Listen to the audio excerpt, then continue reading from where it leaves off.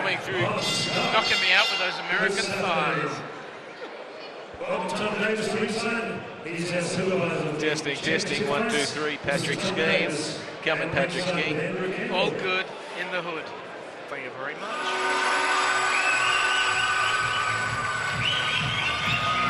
Oh, boys are going to get down. Look at Hargraves, never happy, look at him.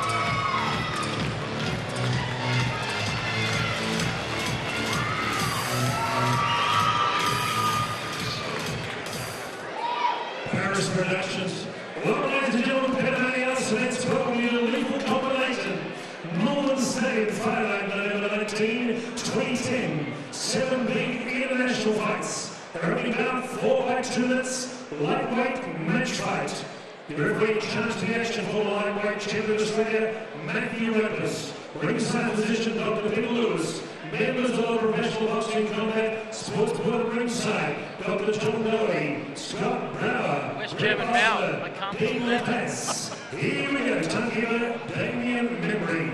Introducing first in the blue corner of my left, Darren Burrows, his coach, with Adrian Charles standing up in total blue. From Willa, Western Security, and boxing 5 big fights in professional boxing. Made a spectacular delivery on Charlie, Liverpool on the show on October 1 at Callan. At 60.85 kilograms, wearing white trunks with black trim. That was a disturbing image. Flash Ash Caminiti. And the boxer on the right, trained by Mick Hargraves, Kevin Hargraves, with a beautiful steady art. Boxing pick 1300 from Melbourne. He's in South Melbourne. And boxing 22 fights. Made his professional debut here on Peter Manel's for Stage 25. He grew against refugee Karim Afghan. Tonight at 60.75 kilograms, sea blue trunks with red and white. Ladies and gentlemen, formerly known as Butter, Stephen Bucky. Proudly sponsored by UltraTube. Welcome to the Malvern Town Hall in the inner eastern suburbs of Melbourne. The date's November 19, 2010. You're watching Fight 1 of the Peter Maniatis Fight Night, brought to you by UltraTune. I'm Patrick Skeen, and joining me as co-host tonight, SEN Radio's Troy Zantuck. Troy, you excited about this matchup? Absolutely. Stephen King, age 28, coming in against Ashley Caminiti, 21 years of age, and this should be fast and furious. 4 by 2-minute rounds, and a great welcome to you, Patrick Skeen. Thank you. Flash Ash Caminiti in the white trunks with black trim, and they're off to an early start. Stephen King in the blue trunks, red trim and white trim. And these two both have 1 fight each, and they're straight into it. King come out like his pants were on fire. Caminiti, his record reads 1 win, and Stephen King looking to get underway. Caminiti. Stephen King, a couple of great left hooks on that Flash Ash Caminiti, making pay. Caminiti comes back into the frame and lands 2 of his own very vigorous early exchanges. King showing a very good left hook, made Caminiti pay, coming in, but couldn't get out fast enough, Troy. No, and Caminiti threw some very handy leather of his own in that corner. A little bit of respect early from both fighters as it settles down in the centre of the ring. Stevie King looked good there on the counter. Flash Ash Caminiti looking to make the play, moving forward. Caminiti from the Keon Park Gym, and Stephen King coming out of the boxing fit gym in Port Melbourne under the tutelage of Michael Hargraves. Really developing a tremendous stable of fighters is Mick Hargraves. And in Caminiti's corner is none other than Darren Danger Man Burrows, who had 11 fights as a pro himself. He's in good hands as Caminiti corners King, and King counters out with a left hook, showing good lateral movement early. These two are going toe-to-toe, Troy. It's a tremendous start to this bout. King and Caminiti coming out, all guns blazing. We spoke to both fighters the way, and they both walk forward punches. King looking very good, well schooled there from boxing fit, lands a lead right. As both there's a headbutt there by Caminiti. Deliberate headbutt from Flash Caminiti. Wow, King not happy about that, and he had every right to be not happy. That could be a sign of frustration from Ashley Caminiti, and that's not good to see in the sport of boxing, as both boxers touch gloves, and we hope that's the last we see of it. Caminiti moves forward, King counters out, and King getting the better of that exchange. Both fighters landing. Brilliant first round here. Fight 1 at Malvern Town Hall. Tremendous work. Stephen King. Oh, wow, he wasn't happy about that headbutt, Patrick. Not at all. Round 2, it's 4 by 2 minute rounds. We're in the second. Rush of blood to flash Ash Caminiti, involving a small head bump. We're hoping these two guys get back to the other action that happened in that round, Xanas. It was nothing but toe-to-toe fury. Well, let's hope the 4 rounds transpire like it did in the first round. That was tremendous as Caminiti Stephen King again fighting off the ropes. Good straight left and right, good combinations. And I think that's the tone for the fight. Caminiti moving forward and King countering. Lands some excellent punches there. Caminiti moves forward himself and continues to throw. King looking smart, showing good lateral movement. King, a personal trainer by trade, and Caminiti in the security industry. King trying to corner, Caminiti trying to corner King on the ropes. A very, very interesting start. And I think that's the tone for the fight. Caminiti moving forward, King firing back and countering, and it's going to be interesting to see the judges, how they judge this fight. How did you have the first round, Troy? Yeah, look, I had King just in a beautiful left-right-hand combination there by King again. Caminiti on the ropes, but King counter-punching magnificently. King moving forward, good body shot, both trading left hooks and exchanging. Caminiti answers back, and King now moving forward with confidence. He's landing the cleaner and better of the punches, although Caminiti's the aggressor as they move to centre ring now. King very comfortable moving back on the ropes, absorbing those few shots, and he feels he can land a few of his own on the counter. Straight punches exchanged, and great fight breaking out here in the first fight of the Peter Maniatis fight card. Proudly brought to you by Ultra Trim. Caminiti moving forward, cornering, King fighting back. Good toe-to-toe action, these two. King's no counter-punching has been outstanding, but he nailed with a left there by Caminiti. Caminiti's still landing some good punches as well. 2 or 3 punches, that stunned King, but he continues to move into the fray. All action here, 4 by 2. These two can go at it. It's only an 8-minute fight. Caminiti lands a big left hook on King, and now he's starting to take a little bit more control in this fight. Caminiti tries letting his hands go, the pride of Keon Park. And he's putting on a good performance as well here tonight. Another great round, good respect between these two fighters.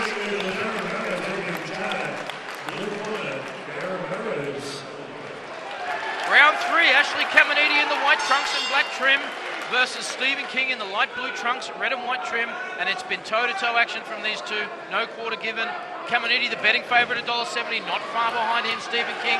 Evenly matched they were on the tote, and evenly matched they are in the ring as the toe-to-toe again happens, and what a fantastic exchange as we've seen in the corner. Yeah, he's a walk-forward puncher, make no mistake about it, is Caminiti, but Stephen King, he likes to play the game of Russian roulette in the ring, and his counter-punching today has been terrific. Great left hook there by Caminiti, and that got King thinking. And now King fires back. He doesn't seem fazed by that, landing a few good shots of his own. So it's not all Caminiti early. Toe-to-toe action, these two, as King fights himself out of the corner. Right crosses, straight right, straight lefts, all you want in those exchanges. Excellent start here. Not much between these two. Midway through the third round. How do you have the second, Troy? Yeah, look, I've got them even. King first round and Caminiti coming on strong in the second. Fascinating fight, like two tectonic plates coming together. Who's going to buckle here in the third of 4? We haven't got long to go. King countering. I say Caminiti starting to get the better of things in round 3, but King's continuing to fight. Good power shots there from Caminiti, going to the body. Uppercuts, all you want as King fires back himself. Great toe-to-toe action here for the fans. Already warmed up, Malvern Town Hall. Gotta love your Friday night fights, Troy. Absolutely. The Malvern Town Hall crowd absolutely lapping this up. And why wouldn't they? A great fight to start off tonight's proceedings. And another one. Who do you like? Do you like him? King, shots landed left hand by King. Caminiti come back in the fray. Good uppercuts, these two showing. No quit, great coming out of the corner. Hagler versus Leonard, these two. Walk forward brawler against the boxer. Great left hooks landed there by King. And plenty of mustard, Patrick, on these punches. Great punch output, great volume. Good body shot there by Caminiti. And a good counter left there by King. And it continues. King with some good straight punches. These two are very well schooled for this early stage of their career. Great round 3.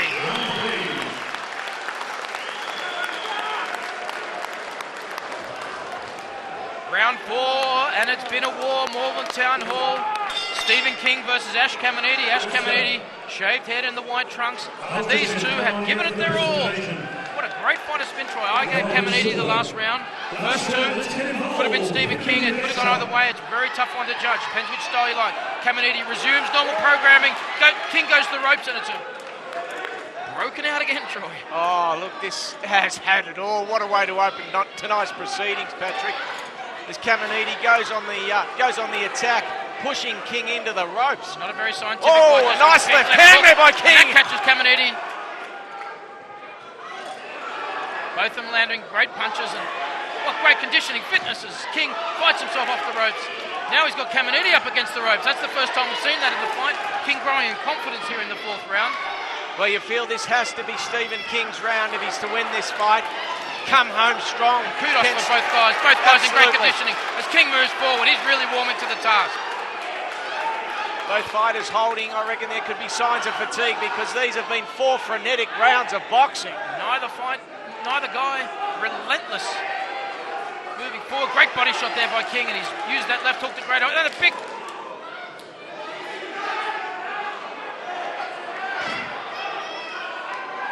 Wanting there, both corners really getting into this. Good tight exchange. King landing some good straight punches and some good punches landed by Caminiti. Another tough one is full. And there's no quit in these two as they go forward. King on the ropes. Moves out to the centre of the ring and Caminiti lands. And they're trading toe to toe. King lands a big shot. Caminiti comes straight back. King on the ropes, stunned. Not throwing back, and he's going to have to throw back because every punch is going to count. Caminiti misses. Right above us is here in the commentary box. King fighting back. Caminiti fighting back. No quitting these guys. 8 minutes of fury here at Malvern Town Hall. Uppercut by Caminiti. King moving forward. What a war! What a boxing match! Fantastic stuff. The Malvern Town Hall. Very appreciative of our first fight of the night. Stephen King against Ashley Caminiti.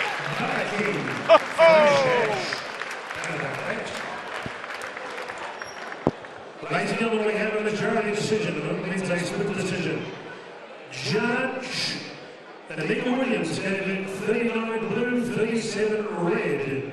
Judge Ignatius Miscellaneous could not separate the two boxes. He had it 38-38 draw. Therefore, the final card from Judge Andrew Campbell will decide the decision. 40-36 was his card. Majority winner, blue corner.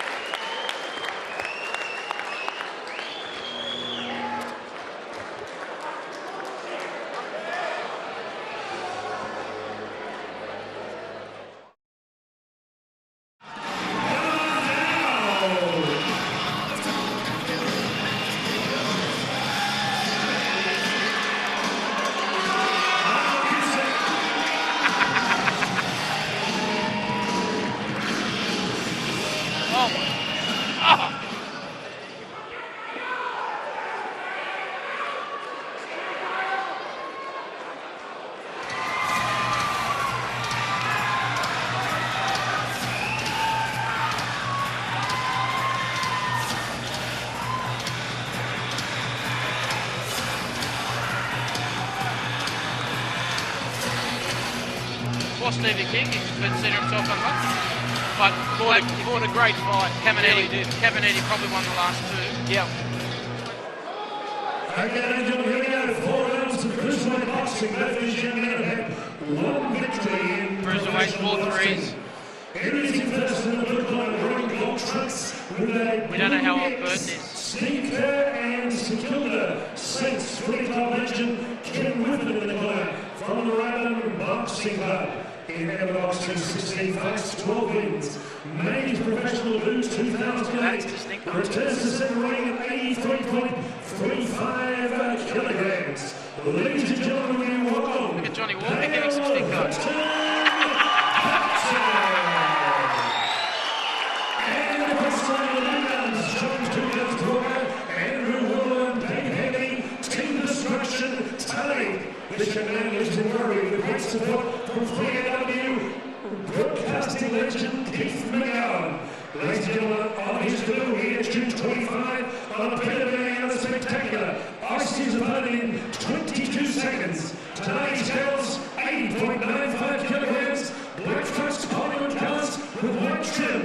Marc.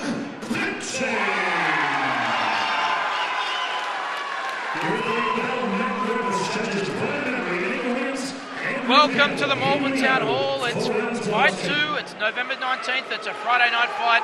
And this is the second fight of the Peter Maniatis Fight Night, brought to you by Ultra Tune. I'm Patrick Skeen. Joining me as co-host tonight is SEN Radio's Troy Zantuck.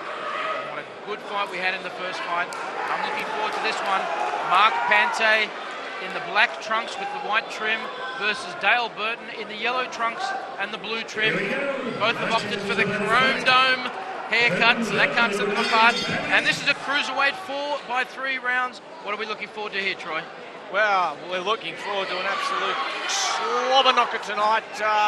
Marc Pante at the prohibitive odds of $1.30 as opposed to Dale Burton $2.40. So we can expect... Dale Burton's showing a very good jab early. Dale Burton's only had one fight in August 2008. He won by DQ against Christian Stack, and he took some headbutts in that fight, hoping this is cleaner. And he's wobbled Marc Pante early, and Dale Burton showing excellent fundamentals, and he's having a chat to him. And Pante fighting back himself. We've seen Pante's power early in his first fight, five months ago against Matty Muir, but he's been wobbled here early against Dale Burton. A real wake-up call for Pante. That was a real punishing blow there by Burton. Dale Burton came in at 83 kilos, Pante at 80.95. So a bit of a weight advantage, and Pante's working his way out, and he appears to be back in the frame. Lands 3 or 4 good jabs there. He's showing good defense and good straight punches, and Burton taking a few there. Pante on a roll now, the left-right-hand combinations. Pante's now settling in, and it's turning out to be a good fight here early. Burton setting in behind the jab, showing some good punches, good hand speed. Pante also showing a good jab. Both fighters 1-0. Someone's O is going to have to go. And he goes by the nickname Dale Burton of Hurtin' Burton. Don't you love a nickname? Burton in the yellow trunks had 16 amateur fights. Marc Pante had 9 amateur fights. Pante's also done a bit of kickboxing. So they're both durable warriors. They've been in the ring a lot.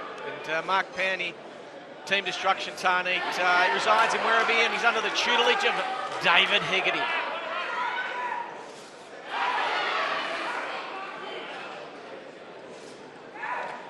Both guys showing great fundamentals for boxers who are both 1-0.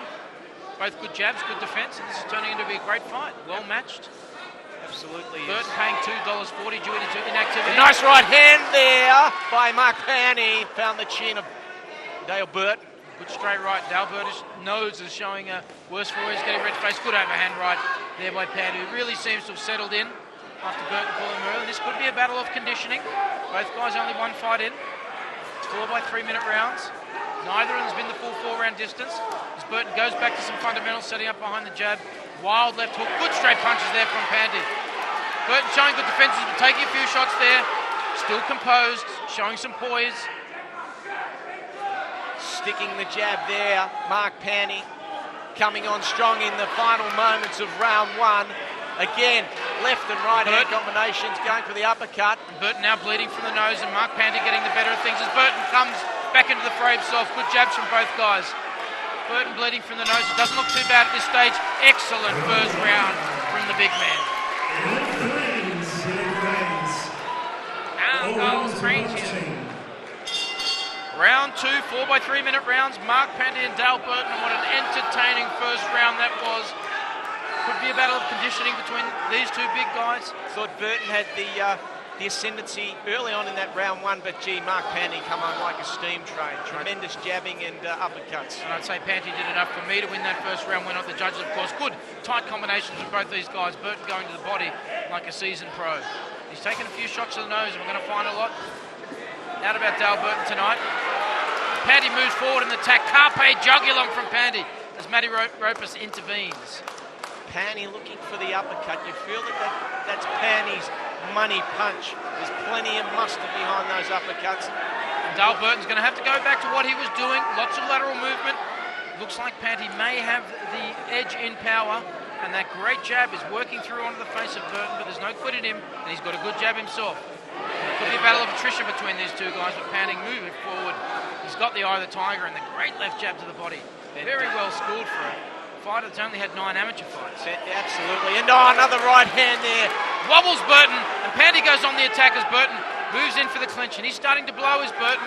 And Burton bleeding profusely from the nose, and he's zeroing in Marc Pante. Pante really right uppercuts. Pante getting the better of things here. Burton taking too many shots. He should fight back, and he does, and rolls back into the fray. He might be one of those fighters that takes a bit of blood to get going, Troy. Wow. He doesn't want too much blood because Pante's coming home strong, very strong with those uppercuts. They're doing serious damage. Big left hook. I mean, Burton answers back with a hook of his own. But Pante's left jab is like a laser. It's like a ramrod. It's working Burton's nose, and that could be the money punch in the fight. Both fighters exchanging now.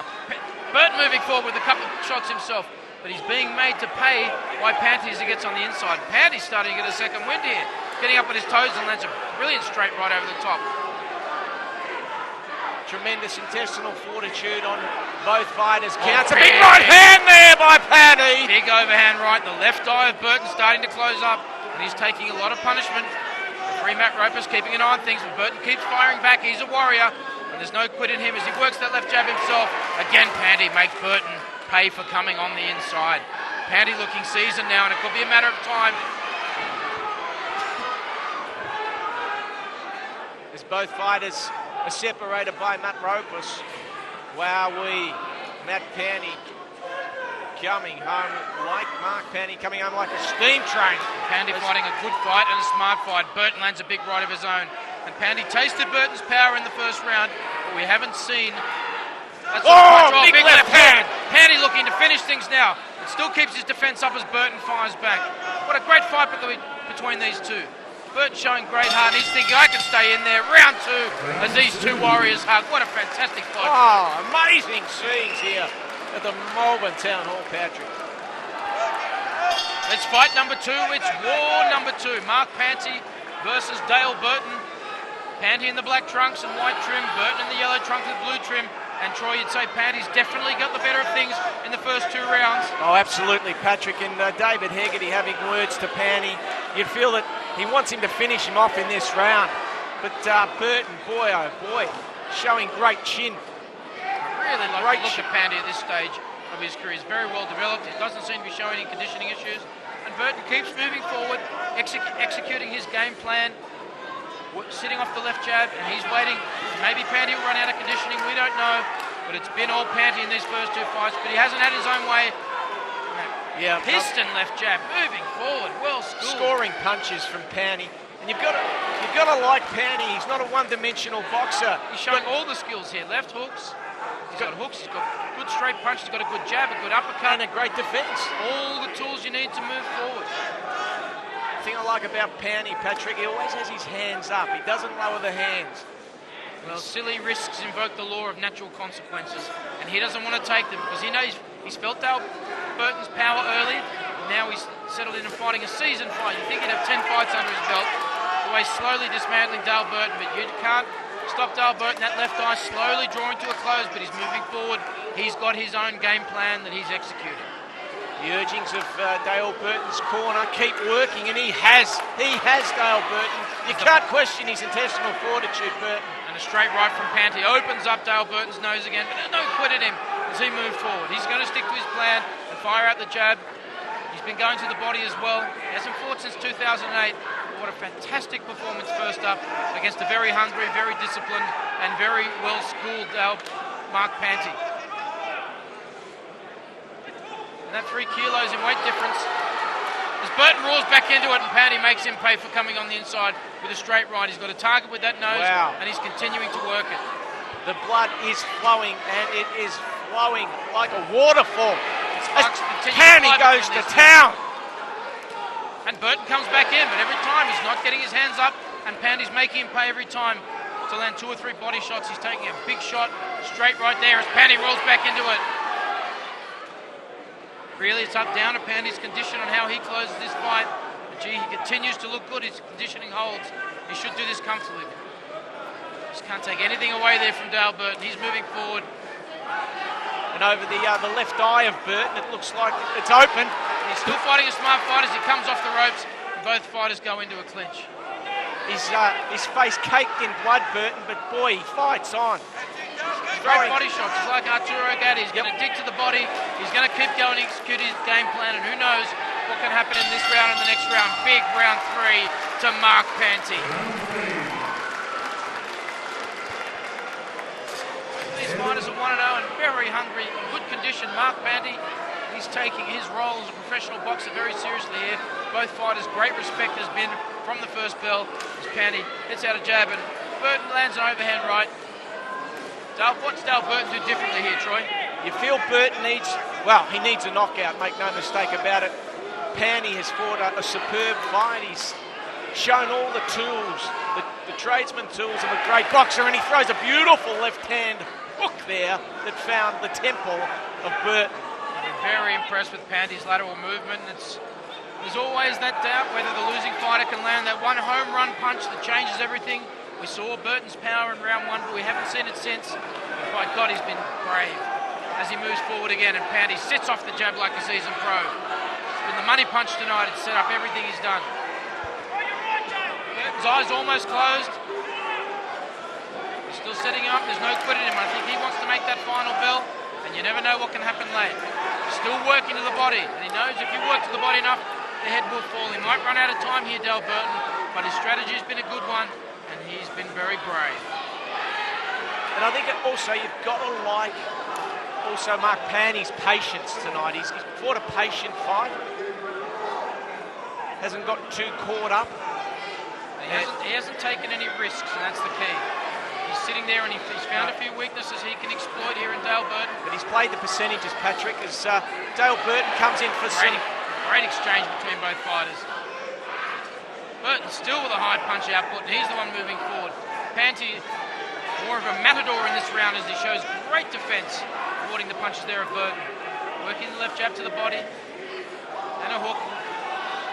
Taking most of those punches on the gloves is Marc Pante, and his corner, David Hegarty, he'd have to be absolute cock-a-hoop about his Chargers performance tonight at Melbourne Town Hall in front of a capacity crowd. Full house, and it's a watertight big left hook there landed by Pante, and he wants to finish things.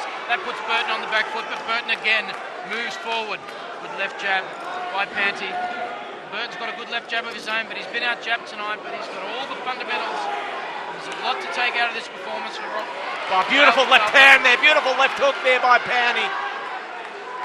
Dave Hegarty urging him on in the corner, and Matty Roper's called it off. Very sympathetic again, and that doesn't take anything away from a great, brave performance by Dale Burton. Marc Pante, a tremendous fight, but as you said, Patrick, take nothing away from Dale Burton. Courage in spades from Dale Burton, but the victor, wow, he's on his way up. Marc Pante, make no mistake about it. 350th television show, Brian, but actually it's his 41st promotion. Okay, ladies and gentlemen, it's time. 2 minutes, 26 seconds, round 4. Matt Rivers, referee, stepping in winner, taking it 2 out of 2, red corner, Marc Pante.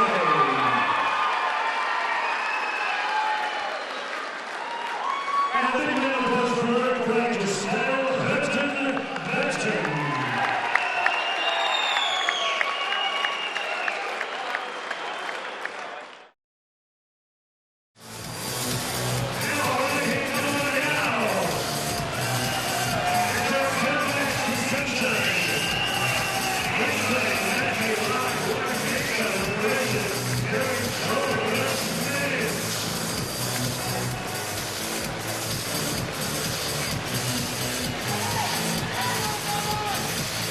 Lytwynenko.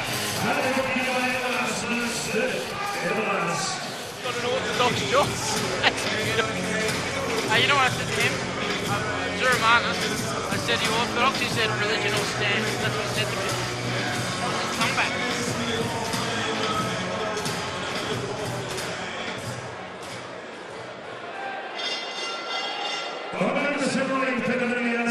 Will be back to Simmering. 4 rounds of return match. You asked for it. Pennsylvania said, ready, set, go. These young men grew on October 22 at Sunshine on John Shear promotion. Boxing, kickboxing. This bout set at super lightweights. 4 rounds of boxing in the Billboard. Smoker's Judge Campbell Colley. His chief mentor from Team Malvern and Fort West. This young man in the boxing, 14 fights, 12 wins, 13 wins in fact, and only 1 loss. In pro boxing, since 2021 Raw. Ladies and gentlemen, 63.5 kilograms, black trunks with white trim, formerly known as the Freight Train from KOS, Malvern.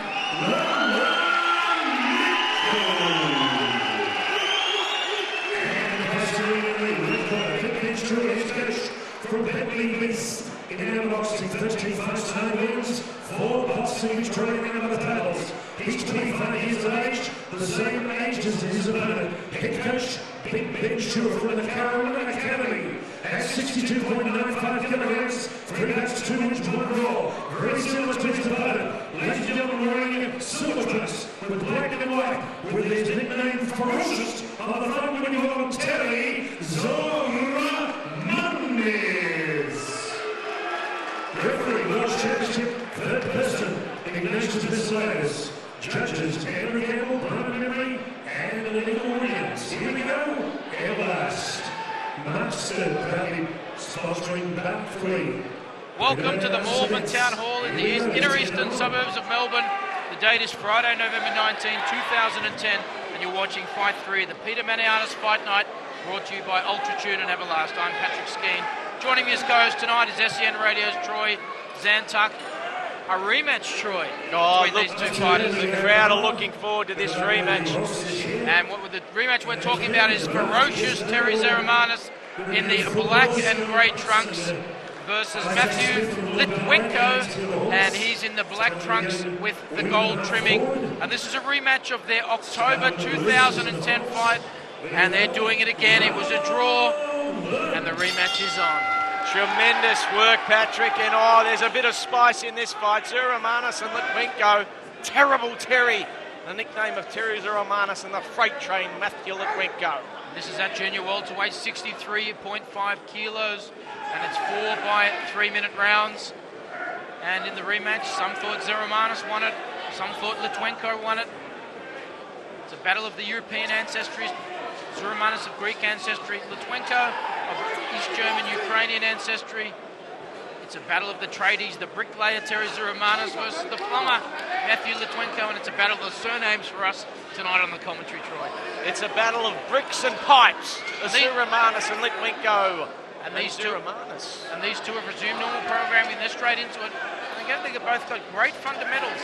Terry Tzouramanis, 2 wins and 1 draw, and Lytwynenko, 1 win and 1 draw. So debutants early in their career as Tzouramanis lands an excellent left hook to the head, and Lytwynenko is known for his power, and he's looking to land the big right. Tzouramanis is looking all the goods here early in round 1. Tzouramanis, a former Australian amateur kickboxing champion. Both guys had similar fights in the amateurs, both had 14 fights. Tzouramanis won 4 Victorian intermediate titles. Tzouramanis ties up Lytwynenko in the corner, and they go to a clinch. And every fight's been a war, Troy, and I've got the feeling the trend's going to continue. I think we're in for more of the same, Patrick. Tzouramanis on the rampage. Throws a right hand, didn't do too much damage there to Lytwynenko. These two getting in fight, and that's the money punch Lytwynenko's trying to land. Either an overhand right or a big roundhouse right. Tzouramanis more your walk-up fighter. No real power differential yet. Tzouramanis trying to land his own overhand right. Both guys aged 25. Tzouramanis fighting out of Big Ben Chewer's gym in Curram, and Lytwynenko fighting out of Joe DeMarco's Ultimate Gym in Airport West. Lytwynenko throwing his punches from long range, but there's not much pepper in them at the moment. Left him to the body by Ferocious Terry Tzouramanis. A great straight right. Lytwynenko's there, exchanging. Lytwynenko, the brawling style of Lytwynenko. At this stage, you say Tzouramanis is getting the better of things here in round 1 against Matthew Lytwynenko. Lytwynenko in the black trunks and the white trim. Big Mike Tyson tattoo on the right shoulder. Both guys love their fighting. Couldn't wait to get it on. Both guys thought they got the better of it. That's a Tzouramanis round for me. Welcome to Heath, Callan football. Welcome on the wall, New Zealand champion coming out based in Melbourne. Round 2, 4x3-minute rounds. The weight is junior welter Terry Tzouramanis versus Matthew Lytwynenko. Now, man in the middle, the great man himself, Ignatius the ladies, does a tremendous job.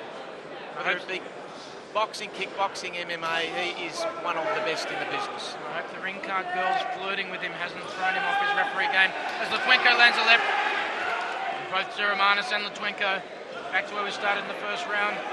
Tzouramanis moving forward, Lytwynenko landing some good shots. You can see these guys having a trilogy already, Troy, such as the evenness of the fight. Lytwynenko getting the better of things here in the second round, landing some good left hooks. Tzouramanis moves forward. Traps Lytwynenko on the ropes. Lytwynenko comes off the ropes. Starting to make Tzouramanis miss here early in the second. Catches Tzouramanis with a good right hook. Lytwynenko moves forward, showing some power. These two exchange. Tzouramanis lands a big left hook on Lytwynenko. Tzouramanis, Patrick, just taking stock at the moment. Lytwynenko, some very handy combinations in that exchange. Will certainly come out with more vigour here in round 2 when I gave the first one. Went on the judges. Clubbing right hand there by Lytwynenko. Nice round hand uppercut. Again. Tzouramanis settling into the counter punches right and landing a couple of good punches off the ropes. Well, it's been a role reversal this round with full house here at Malvern Town Hall appreciating this fight between two youngsters. 3 fights for Terry Tzouramanis, 2 fights for Matthew Lytwynenko. Tzouramanis traps Lytwynenko on the ropes. Excellent tempo. No quit in either of these guys. They exchange straight rights. And this could come down to who wants it more. Lytwynenko, known for his power. Tzouramanis not taking any of that, moving forward, getting himself off trouble off the ropes. Landing a lazy overhand right of his own, and much better round for Lytwynenko. Really seems to be settling into the fight. Fought at a furious pace, Troy. It could again come down to conditioning. It certainly could, but both boys look to be in peak physical condition, Tzouramanis and Lytwynenko. But wow, hasn't Lytwynenko come out with a blaze of glory in this round? He's really taken it to Tzouramanis. Big Benny Chewer's had a word to him, and he's certainly improved. Tzouramanis lands a left of his own. This round still up for grabs. I'd have Lytwynenko slightly ahead, but Tzouramanis doing everything he can to make this round his own. Lytwynenko having some success with the straight right and the overhand right. Here in round 2, having a much better round. Tzouramanis catches Lytwynenko, the big overhand right. Big Hail Mary shot there from Lytwynenko, doesn't land. Tzouramanis pouring off with the jab. Again, both fighters showing great skills and great heart. Tzouramanis roars back with the left hook. How do you have the round so far, Troy? Yeah, look, I'd have Lytwynenko slightly in front this round. He's thrown them more punches and they've been a lot cleaner. Excellent. So both fighters. Round 2. Round 3 of the rematch between Terry Tzouramanis and Matthew Lytwynenko. They went around first in October 2010 at West End in Sunshine. They're doing it again tonight in Melbourne, and I've got it 1 round all. Yeah, I'm with you, Patrick. First round, the Tzouramanis and Lytwynenko come home strong in that second round. So, wow, it's delivered everything it promised. Good exchange of hooks there in the first early stages of round 3. Lytwynenko lands a big left hook. Tzouramanis seems to enjoy that one with a smile on his face. Yeah, stung into action there, Tzouramanis. We might have to go to golden round between these two if they draw again. Perfectly matched fighters on what's been a great night of matchmaking so far here at Melbourne Town Hall. Every fight close. Tzouramanis has Lytwynenko up on the ropes. No one's really taken the ascendancy at the start of round 3.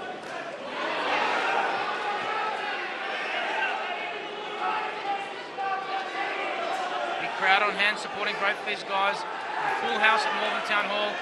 This round's up for grabs. Lytwynenko loads up on those big uppercuts. Tzouramanis moves forward. There's no quit in him whatsoever. Big exchange of punches. Tzouramanis lands a few of his own, lands a straight overhand right. The soft pouring left there from Lytwynenko. I think this one is going to come down to a battle of conditioning, Troy, because they're both loading up. Their punch output has been big. He's really come on strong, hasn't he, Lytwynenko? From in that first round, it was all Tzouramanis, but Lytwynenko's come on very strong. The crowd absolutely loving this, loving it. at the Melbourne Town Hall, proudly sponsored by Ultratune. A couple of good uppercuts there from Lytwynenko, and both fighters have got both good left hand landed by Tzouramanis. And these two continue to exchange, and Tzouramanis getting some good shots in there on the counter. Lytwynenko being the effective aggressor now, punching on the back, uppercuts on the back foot. Tzouramanis moves forward and pushes Lytwynenko back on the ropes. They both know this round's up for grabs, a critical round. Tzouramanis lands again. Tzouramanis unloaded some very hefty left hooks there. Tzouramanis trying to turn this into an alley war and lands a big left hook again. And he's getting the better of things here against Lytwynenko. But you never know with these two, it could change in 5-second brackets. It's been a bout of ebbs and flows. You just don't know which way to look with these two guys. Good body attack there from Tzouramanis. Lytwynenko looks like he might be starting to tire. Lytwynenko's corner imploring him to put the hands up. What we're looking for in the judges' scorecards is clean punching, effective aggression, ring generalship, and defence. Hasn't been a great deal of defence in this fight, Troy. But no, it's been a crowd pleaser. It certainly is. And a big left hand there after the bell, and Tzouramanis and Lytwynenko. How did you see that, Patrick? I had that round to Tzouramanis, I have to say. Thought his output was outstanding. Fourth and final round of fight 3, and what a war it's been. Terry Tzouramanis and Matthew Lytwynenko. They had a draw in October. They're back at it again tonight. And who knows which way this fight's going to go. Tzouramanis comes out all business. Lytwynenko works his way off the ropes. Ignatius Missilades running a very tight ship tonight, Troy. One of the best in the business, Ignatius. But wow, the punters have certainly got their value for money with this rematch. Tzouramanis, Lytwynenko, no quarter given. Tzouramanis a bricklayer, Lytwynenko a plumber, and it's been a blue collar exhibition tonight. It's been the bricks versus the pipes. Love your work there, Zanners. Thank you very much. Good left hand landed by Tzouramanis. Lytwynenko sticking to his game plan. Yeah, big right hand tombola, fresh air there by Lytwynenko. A good body shot there by Lytwynenko, countered by an overhand right by Tzouramanis. No surprise that this was going to be a good fight, Troy. No surprises at all. Tzouramanis $1.90, Lytwynenko the favourite at $1.60, but there's no way to separate these two. Depends on what style you like. Nice right hand there by Tzouramanis. These two look like they're ready to go to war here in round 4. Who wants it the most? Who's got the best conditioning? Great uppercut landed by Lytwynenko. Tzouramanis all over him like a bad rash. Could there be a possibility of another draw? Well, stay tuned. Stay tuned. Tzouramanis fighting a clever fight, fighting a smart fight. Lytwynenko again moving forward, trying to lift his punch output to take on Tzouramanis, and lands a great straight right. Furious exchange between these two fighters. What a fantastic night of fighting so far. Lytwynenko lands an uppercut. Tzouramanis lands forward, straight right of his own. Excellent left jab. Their evasive skills have been tremendous to date, Patrick, haven't they, both fighters? They really haven't been hit with too many heavy shots. They're so equal. There was one. Tzouramanis lands a great straight right. This fight's going to be determined on heart and chin, and both of these guys have an overabundance of both. Oh, big right hand there by Tzouramanis. That was a 3-punch combo from Tzouramanis, getting the better of things, but Lytwynenko continues to move forward. He's got power in that right hand, and he's going to go till the end. But Tzouramanis looks like he's coming on strong as he times Lytwynenko with a straight right. Oh, big right hand there again by Tzouramanis. That right hand. Both fighters as poised as you like, standing in the centre of the ring and trading blows toe to toe. Lytwynenko and a big right hand again there by Tzouramanis, but look, Lytwynenko, to his credit, he's still on his feet, Patrick. Tzouramanis coming home very strong here. He's finding a home for that big overhand right, and he's landed 3 or 4 this round. As he lands it again, Lytwynenko working the inside game, looking to land the uppercut, looking to land the punch, but Tzouramanis has shown great defence tonight and poise. Excellent fight, both fighters. Tremendous fight. Standing ovation from the crowd at Melbourne Town Hall. They loved it. Go to the judges' scorecards. Another great fight.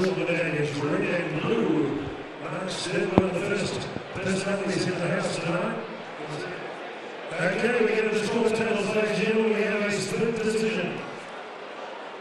It is certainly split. Judge Pante had 39 red, 37 blue.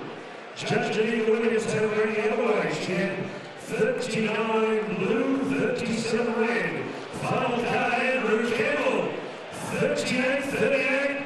William Williams twice now. It's been a draw. The Jimmy Las Vegas Wilson in 31. It's a draw.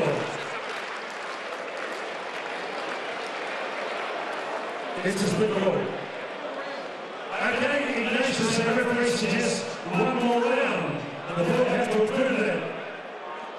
What do you reckon? I don't know. We'll have to talk to the fighters.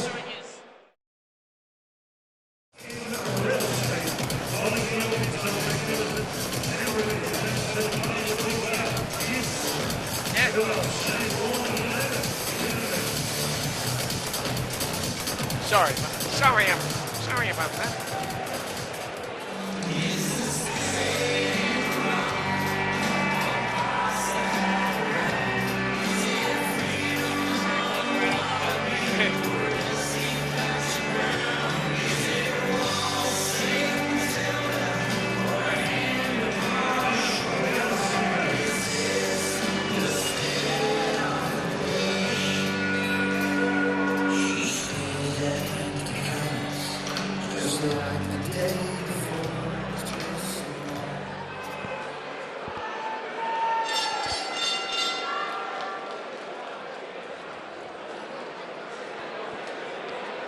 Okay, we'll go back to Serena for our vivacious ladies ruling from Bangkok. We do believe 87 Muay Thai fights. Dirty Di Prasad, and she has all the final in Brooklyn, Port Melbourne, boxing 1500. And also our other fighter is Tjabui with Horra Eagle. What a beautiful young lady. Don Sultan, yes, he last fought on a television show at, where was it? Wasn't it Arabic? It was at Campbell. Sergianic, he had Don Sultan with Heath in the corner. Only 6 rounds of international super welterweight boxing. Ladies and gentlemen, we welcome in the Burton of Brazilian in the Philippines. Via Green Valley, Liverpool's Patrick suggests New South Wales with Heath and Burton, Sultan in the corner. 24 years of age. He reached the silver ring of a professional record of 24 fights, 5 wins, 1 draw, 18 losses, 3 by knockout wins. That is at 64.92 kilograms, silver touch to the touch of maybe green or black. Ladies and gentlemen, we welcome Abner to Llanasa. Almost worth standing up for. Llanasa. And the cluster of one of the best showmen in Australian boxing, trained by Team Mario Patrici from Ascot Vale Reservoir, via Rockhampton, Queensland. Former Victorian worldweight champion, here in Linguist. I think you have to get 10 walkways before Casino. Worldweight championship. 11 fights, 10 wins, 2 losses, 1 even, 2 big wins inside the distance. Right sugar ray Olympics top 10 world boxing. At 67.65 kilograms, silver touch to his tassels. We welcome the gunslinger, Jimmy James. Judges of race time, primarily Henry Callan, Deciders, Memphis, State Bow, 6 rounds of boxing.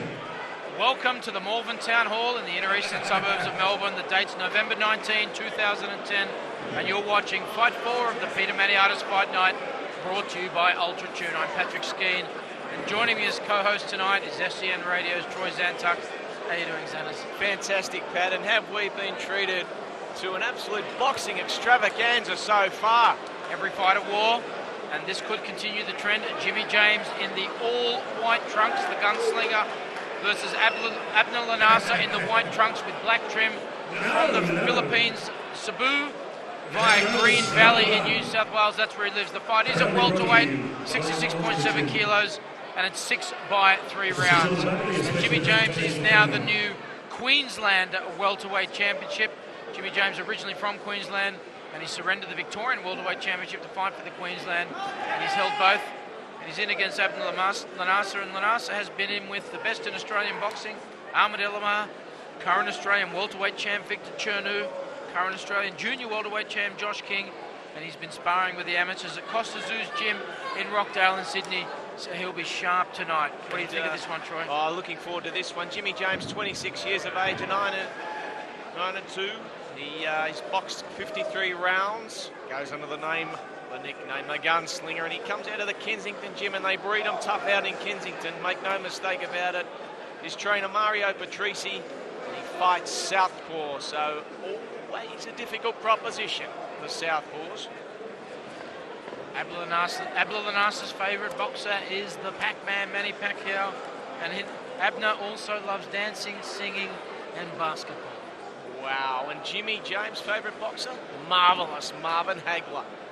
Contrasting styles, but really looking forward to this bout because James has got a tremendous following in Victoria, pretty much all around Australia, but he brings a lot of razzmatazz to the boxing, does the gunslinger Jimmy James. Both guys are feeling our process at the moment. It's a battle of the rat's tails tonight in the hair stakes. Yes. Jimmy James, a tricky southpaw. Abner Llanasa's orthodox. James, the favourite in this fight. But you never know quite what you're going to get from Hermie Bahol and his team out there at Liverpool PCYC. And Jimmy James, his job, an entrepreneurial guru. That's what he does. Abner Llanasa's a full-time fighter who goes by the nickname of Tabas, which is Filipino for chop. Jimmy James pretty much getting the better of things here in the first round. Yes, Matt Rope is saying pretty much, Llanasa, keep your hands up, son. Jimmy James still young, relatively fight-wise, 26 years old, developing as a fighter. He's had some ups and downs. He's currently the Queensland welterweight champion. He takes on Llanasa tonight over 6 rounds. Big favourite on fightbet.com.au is Jimmy James. But as usual, has to be cautious. He's looking in very good shape, is Jimmy James. Put together 6 straight wins, Patrick, before going down in a war to Stephen Maxwell, who went on to stop Australian champ Matt Pawley in 2, and hot prospect Heath Ellis in 4. Jimmy James with the Aboriginal flag on his boots, and he's from the Durham people in Rockhampton. Big round to Jimmy James, first round. Round 2, fight for Jimmy James, Abner Llanasa. The fight's at welterweight. Jimmy James in the all-white with the white tassels. Abner Llanasa up from Sydney, the Bahol gym. And his battle, he'll come through fighting. Jimmy James, a proud Aboriginal heritage from the Durham people up there in Rockhampton, and he loves this fighting. Big fan of the fights, watches all the big fights. You can't miss Jimmy James with southpaw stance, and Jimmy James emblazoned on his trunks. Some nice body work there by Jimmy James, the gunslinger. Llanasa also doing some reasonable work off the ropes and countering. It's all Jimmy James trying to snuff a weakness and find a way through Abner Llanasa. Llanasa's part of a long line of Filipino fighters down here, sent down here to test our guys. Some stay, some go. A worthy addition to the Australian boxing scene is Abner Llanasa. He's had 23 fights, 108 rounds. He's still only 24. He's coming up in weight to fight Jimmy James here, and that's one thing you'll get from the Philippines fighters. Durability, hunger, and they love to fight. Absolutely, and Jimmy James, 9 wins. Great to see. He's been in the ring with some impressive types. Make no mistake about it. He went to war with Stevie Maxwell and was getting the better of things with Stevie Maxwell, and Stevie Maxwell also had a win over Heath Ellis. So it's a very good form line, isn't it? And Jimmy James very keen to get back in the ring with Stevie Maxwell. Good reflexes, good fast hands. I like the patience tonight of Jimmy James. Usually all guns blazing, but tonight he's been patient. He's been watchful. Abner Llanasa lands a good straight right and a good left on Jimmy James. Jimmy just can't wait in there and have his own way. He lands a good straight left on Llanasa, but Llanasa's all business tonight. He seems to have very good skills. Seasoned pro, he's had double the amount of rounds as a professional boxer that Jimmy's had. Jimmy lands a good straight right jab. I don't think it's in Jimmy James' interest to engage in a war here. He should use his skills, bank 6 rounds, and go and defend that Queensland welterweight title, or come back and take the Victorian welterweight. Both fighters being cautious. No silly risks.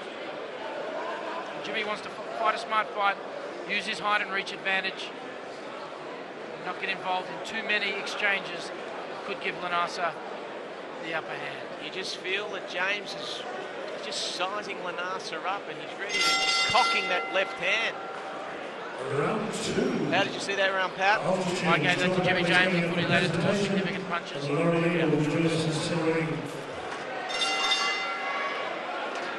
3 of the 6th rounder between Jimmy James and Abner Llanasa. So far it's been all James had the better of things in the first 2 rounds, but Llanasa has also landed a few of his own. Well, big right hand there by Llanasa that found fresh air. And round 3's started up quite vigorously. Both fighters have assumed more cautious. Jimmy James moving forward, trying to make the play. Llanasa trying to counter. Clubbing right hand is the order of the day for Llanasa. Both guys willing to get their hands dirty here and get in and trade, which is good for the crowd. We've had some great fights here tonight, and a full house in Melbourne Town Hall. Jimmy James not looking to take any unnecessary risks as he looks to land his money punch, either the overhand right or the straight left. He's covered up well to date, has Llanasa. He's an experienced fighter. His win-loss record doesn't reflect the fact that he's a seasoned pro. And he's giving Jimmy James a good workout tonight as he lands a straight right. Jimmy James moves in. Good flurry of punches. Got the left-hand jab operating very nicely there, Jimmy James. Jimmy James so far winning the battle of the jabs. He's not having his own way. Llanasa landing on occasion. Jimmy James hasn't quite got his timing yet. He's moving forward. Oh, it's an awkward fight at the moment, isn't it? Neither of the boxers have really found their range. Llanasa seems to be going okay with Jimmy James' southpaw style. Referee Matt Rokas warns Llanasa, and I don't think there was any intention at all to go below the belt as both fighters resume. James looking to land that money left. He's looking to unload his Jimmy James, the gunslinger. Llanasa showed good chin so far. Hasn't been swayed by Jimmy James' power. And Jimmy James getting a very good workout from the very game Filipino. Cagey Filipino, isn't he, Llanasa?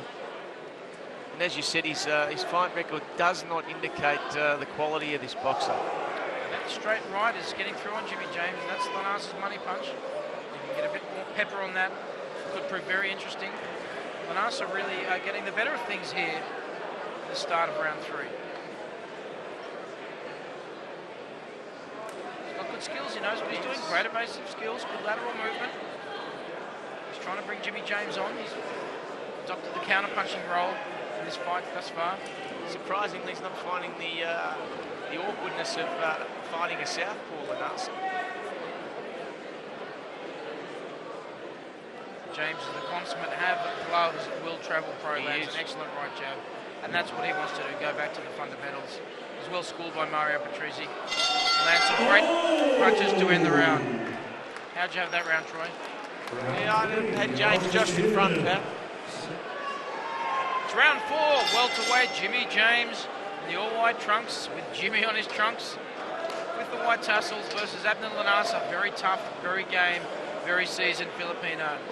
Jimmy James is getting the better of things, but he certainly hasn't had his own way, and Llanasa proving very formidable competition here tonight.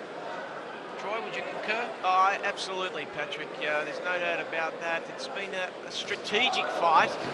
Wow, as both fighters unload, but to no avail. No serious damage done there to either boxer. And Jimmy James looking to get on the inside and land his money left. Uppercut, hook, overhand left. That's his power shot. And Llanasa, he's looking for that overhand right. James, the bigger man. Llanasa's fighting a smart fight. And he's come up with a strategy that seems to be negating James' size advantage and weight advantage. But you'd think he'd have to step it up, Llanasa. He's probably not throwing enough punches, and that's where the fight's being won by James so far. His volume of punches has been quite substantial. On all the judges' criteria, clean punching, effective aggression, ring generalship, and defence, I'd say Llanasa's matching Jimmy James on defence. It's made Jimmy James lift, but Jimmy James' punch output and his high volume is getting the better of things here. But Llanasa really surprising me tonight. James a prohibitive favourite, $1.05. Llanasa $6.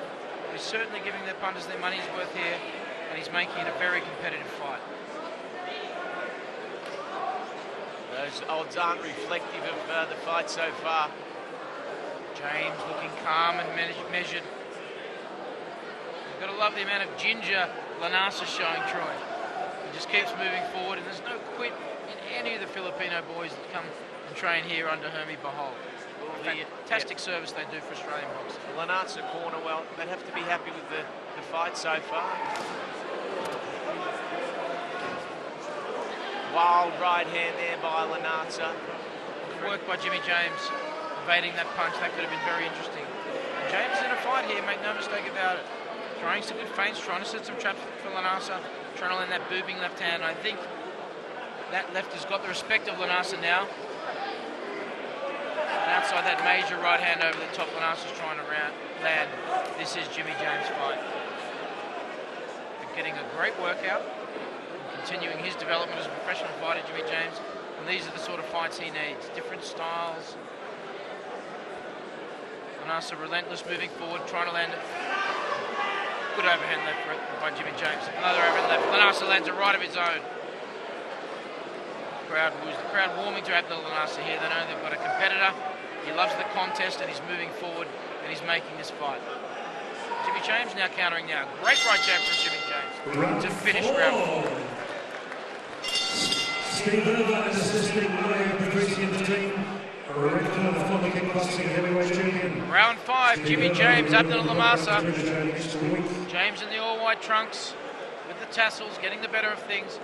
Very, very competitive display so far by Filipino by way of a Liverpool in Sydney, Abner Llanasa. How have you had the fight so far, Troy? Wow. Matt Ropus having a word to Jimmy James after the separation. Both fighters call back in the centre of the ring. Let's box, says Matty Ropus. Yeah, look, to date, Pat, James has thrown more punches, but I've got to say Llanasa, the ones that Llanasa's landed have had plenty of mustard on them, so look. That was a very good straight right earlier there from Llanasa, and Jimmy James just can't come inside and have it his own way, and that's what has made this fight a very interesting fight. Llanasa outweighed by James, very competitive, and it's in James' interest to tie Llanasa up on the ropes and try and stop that lateral movement. It's a battle of the big left versus the big right. Southpaw stance of James, orthodox stance of Llanasa, and it's a very, very intriguing fight. Fascinating how both boxers touching gloves on a regular basis in centre ring. It's quite extraordinary. It hasn't been similar to the toe-to-toe wars we've seen earlier. No, but it's been more of a strategic fight, this one, Pat. Jimmy James is in against it. He acknowledges Llanasa landing a couple of shots there, and it's become a very good tactical fight. Jimmy James will watch the tape of this and he'll take a lot out of it. He's going to give it a very good opponent. Excellent matchmaking again by Peter Maniatis. Both fighters' conditioning is good. Good movement, good hand speed, and the fans have had a treat here. This is more on the sweet side of the sweet sides. Of course, you mentioned Peter Maniatis, master promoter, 4-time Victorian Boxing Promoter of the Year, and wow, he's put on a wonderful card tonight, and we're brought to you by Ultratune, tremendous sponsors of boxing. Great movement there by Llanasa, great evasive skills. Really Lavasa showboating, Lavasa. Jimmy James doesn't fall. Llanasa trying to set a trap there, trying to lure James in and land that big right. And that's his only hope at this stage, unless something dramatic happens. He's certainly putting up a clinic. Good, excellent lateral movement. Great footwork, great evasive skills. Jimmy James now having to chase his opponent. Llanasa in the last round moving forward. Lands a big overhand right, looked spectacular, didn't land. Llanasa's deviated from the game plan with the showboating. Round 4.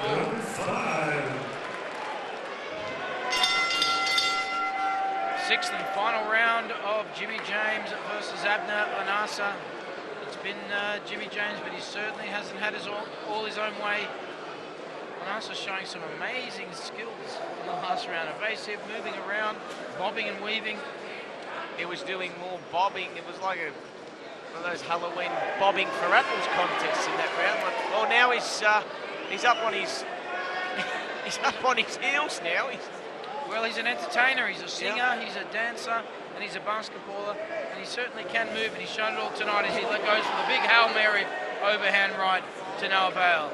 Jimmy James now knows he's ahead on points, and rather than coast, he's going to be calm, he's going to be cautious, and he's going to be measured. Unless something unforeseen happens, he's going to win this fight. He might be doing star jumps by the end of this round, Llanasa. Llanasa lands a good straight right in amongst all the entertainment. He's landing some good punches. He's a one-man entertainment machine, Llanasa.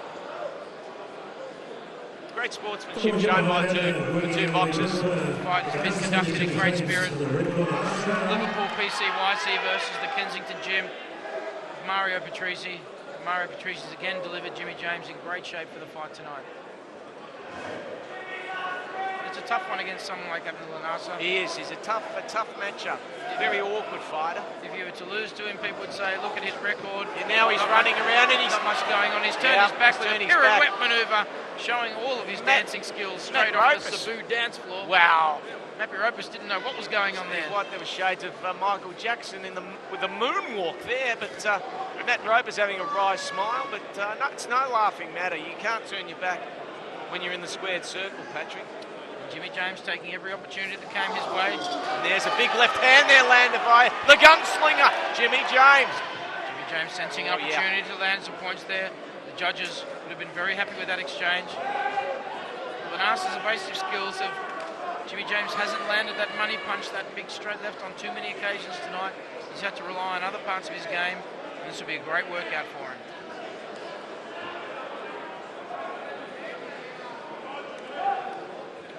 The gunslinger coasting, doing it easy here in round 6. Looks like he's on his way to a comfortable victory, but we're not the judges, Troy. You never know, but I think his punch output and the punches landed have been enough. Good, crisp punches. Great exchange here between both fighters. Left and right uppercuts from Jimmy James and Llanasa. Llanasa would love to turn this into an alley war, but he's a stylish fighter. He's still showing his skills to the end. He's still going full clip here in the 6th round. Moving forward, and the durable Jimmy James, a great test. Wow, and there it is. A great round, great respect between the fighters. For mine, that's a Jimmy James fight. We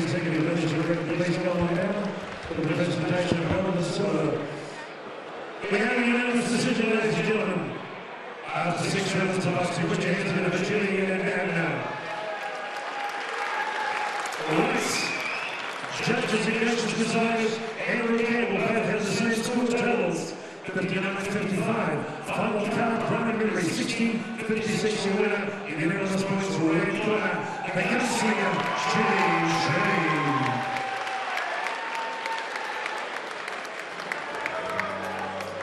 Marco, the winner is Jimmy James. Marco Walker, the thoroughbred rider. Give him that really big round of applause to Jimmy James as they leave ceremony.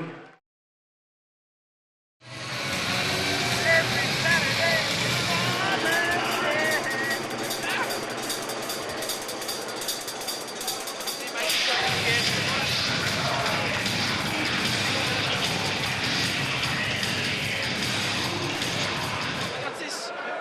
Am I keeping Playing in St. Lucie, we had a great war here at Melbourne, the Pinamaniana Church, June 25, 2010. You asked for a rematch, and here we go. 6 rounds of boxing moving out of this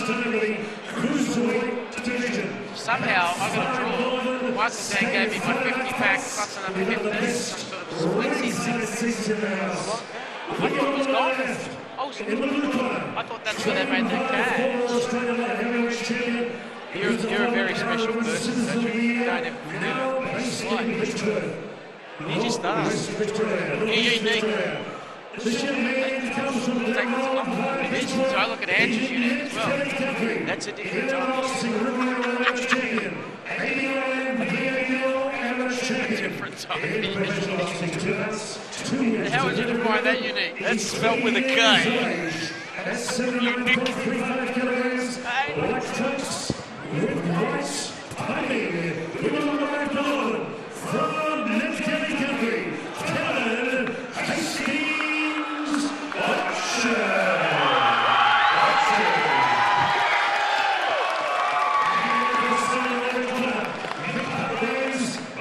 From Let's Country, Callan, resident of Melbourne City, Burton, New Zealand, at 28 years of age, 4 professional England's one of us.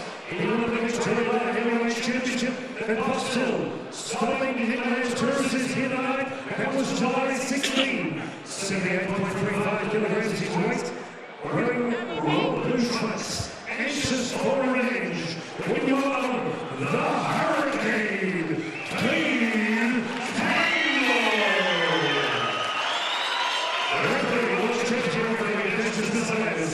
Judges in ringside, preliminary, and then we went into Melbourne Rovers. This is an altitude feature and attraction. Here we go. Referee's instructions. Can you give them any notice? Here we go. Welcome to the Malvern Town Hall in the inner eastern suburbs of Melbourne. The date's November 19, 2010, and you're watching Fight 5 of the Peter Maniatis Fight Night, brought to you by Altitude. I'm Patrick Skeen, and joining me as host tonight, SEN's Radio, Troy Zantuck. Another rematch, Troy, this time between Dane Campbell in the blue trunks, Kiwi now of Melbourne, and Callan Orchard in the black trunks with the grey trim from up in Ned Kelly country, Beechworth, Jim and Glen Rowan. What are your thoughts? Rematch, you saw the last one? Fantastic. This will be an absolute sensation, this fight. Dane Campbell, 27 years of age, up against Callan Orchard, 20 years of age. And wow, this last fight was an absolute tremendous fight and had the crowd at the Melbourne Town Hall on their feet, and they've come again to see Campbell since do that battle fight with Orchard. Since that fight, Campbell's added the Victorian Light Heavyweight Championship to his belt. That was over 8 rounds. This one's over 6, so but these two are going at it again. Campbell not putting his title on the line. He won against Nick Lantouris in July this year. He won the vacant belt. But these two have unfinished business, and it's good to see him hopping straight back in there. You got the Kiwi. Dane Campbell, under the tutelage of Mick Hargraves, Callan Orchard, Long John McCubbin, former Australian lightweight champ in 1970, an 18-2 record and a legend of the Australian fight scene. That's a light heavyweight champion. Yeah. Johnny McCubbin was light a big heavyweight man. champ. Yep, he had a record of 18-2, and couldn't ask for a better man in your corner than Big Long John.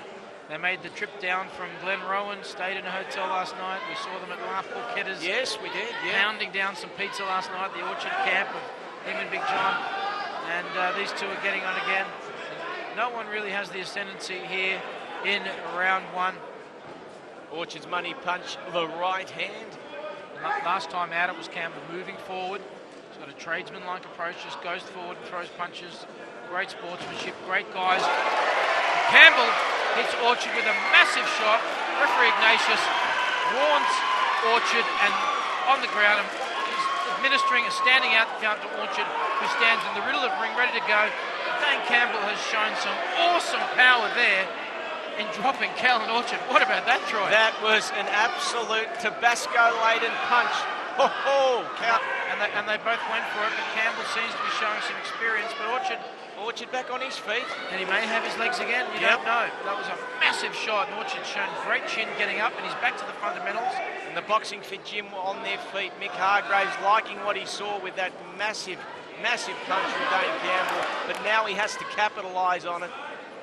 And these two are at it again. In a rematch of the earlier fight. It was a great fight early in July, right here in Malvern Town Hall. They're going at it again, but we didn't see that sort of power from Dane Campbell last time. He seems to have come on in leaps and bounds in the last 6 months. He's got poise, he's calm, he's measured, he's landing some great shots. There's a big crowd out here tonight to see Dane Campbell, and he hasn't disappointed them early in the fight. Long Joel McCubbin imploring Callan Orchard to go up the middle. Up the middle's the call. Big round, Dane Campbell. Exciting match here, Callan Orchard. Dane Campbell. Round 2, the rematch, Dane Campbell, Callan Orchard. It was an even round in the first round, apart from the fact that Dane Campbell dropped Callan Orchard with an awesome straight right of the highest order and dropped it to his knees. Orchard back on his feet, and he seems to have regained everything and gone back to his game plan, which is to stick and move. Campbell looking the bigger and stronger, and coming on in leaps and bounds as a boxer, as you pointed out, under the tutelage of Mickey Hargraves and boxing feature. Good roundhouse left there. Dane Campbell through the day, a customer service consultant, and Callan Orchard, a fitter and turner. Yeah, a nice left-hand jab there by Dane Campbell. A lot of spring in his step, another left hand, and that left hand proving potent for Dane Campbell tonight. That's one of the things a boxer develops over time. He improves the jab to the point where it becomes an offensive weapon. Campbell seemed to be landing it at will, and the judges are really going to love that punch because it's a great scoring punch. But it's also discouraging Callan Orchard from coming and wading in on the inside, so it's doing its job. Once you've got the jab in order, you can set all sorts of punches up behind it. And we saw that big booming straight right. And Dane Campbell from the Boxing Fit stable in Port Melbourne, and some tremendous fighters coming out of there. Frank Laporto, Di Prazak, also Tim Hunt on tonight, and Stephen King, who fought the first fight of the night. It's good to see the boxing fighters all supporting each other. You can hear all the fighters in the crowd screaming encouragement for Dane. And he's looking like he's come on in leaps and bounds and still getting the better of Callan Orchard. Callan Orchard doesn't seem to have the power that can worry Dane Campbell. Very, very good fight between these two. Unfinished business. Campbell thought he maybe could have won last time against Callan Orchard. I had Orchard ahead, but it was a very close fight. Oh, it was a tight fight. And it could have gone either way. Either way. I think Callan Orchard fought a much smarter fight last time. Nice left-hand jab there by Orchard, finding the chin of Dane Campbell. Again, that left-hand jab proving a real problem for Callan Orchard. Campbell just keeps coming. Again, that left-hand jab, and some nice body work there by Dane Campbell. And that's proving to be really the critical punch in the fight. Is Dane Campbell's improved his jab from their last outing. It's causing problems. Excellent lateral movement and bouncing on his feet. Muhammad Ali style, Dane Campbell. Move your head. It's the call from Long John McCubbin. Again, that viper-like left-hand jab there by Dane Campbell. Scoring punches, no doubt about it. Game, Callan Orchard still coming forward. John McCubbin, good exchange of hooks there from either fighter. I had that one for Dane Campbell.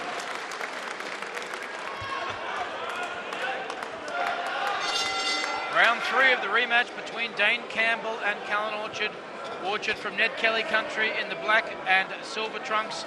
Dane Campbell, a hard Kiwi who lives in Melbourne City, in the royal blue trunks and the white boots. And so far, all Campbell from each Roy. Yes, all Campbell so far. Interesting to see Dane Campbell's favourite boxer, Mike Tyson, and Callan Orchard, Sugar Ray Leonard. Two of the all-time superstars of boxing. And Orchard's still not shy. He's waiting in. He's losing out the battle of jabs. Excellent couple of jabs there landed by Dane Campbell. He is on fire tonight so far in this fight. Campbell's produced more jabs than a vaccination clinic tonight, Patrick. He has been on the money. Indeed he has. And it's a ramrod thing of beauty. Like a broomstick straight down the pipe. And blood coming from the nose of Callan Orchard. He's taken a lot of shots in the face, and that's a lot of traffic going to the nose from Dane Campbell's left jab. He's already let Callan Orchard know he's added power to his repertoire, and that right. He sits there hovering, waiting to lower the boom. Campbell will be encouraged by that blood. That shows the jab, it's landing. Orchard's still got a lot of poise as he moves forward as well. This is developing into a serious fight. Orchard being forced soon to take some more risks. Campbell's banking up some rounds early. This is the third of 6 rounds. As Orchard listens to his trainer John McCubbin and goes forward and throwing straight punches. He's having some success here in round 3. Even round so far, up for grabs. Great jab there from Dane Campbell. Moving forward. It's a copybook left-hand jab from Dane Campbell so far, but I've got to say Orchard's come along in this round. And Orchard lands a good straight right there over the top. They exchange in the middle. Campbell landing a big left hook to the throat. Lands another left hook.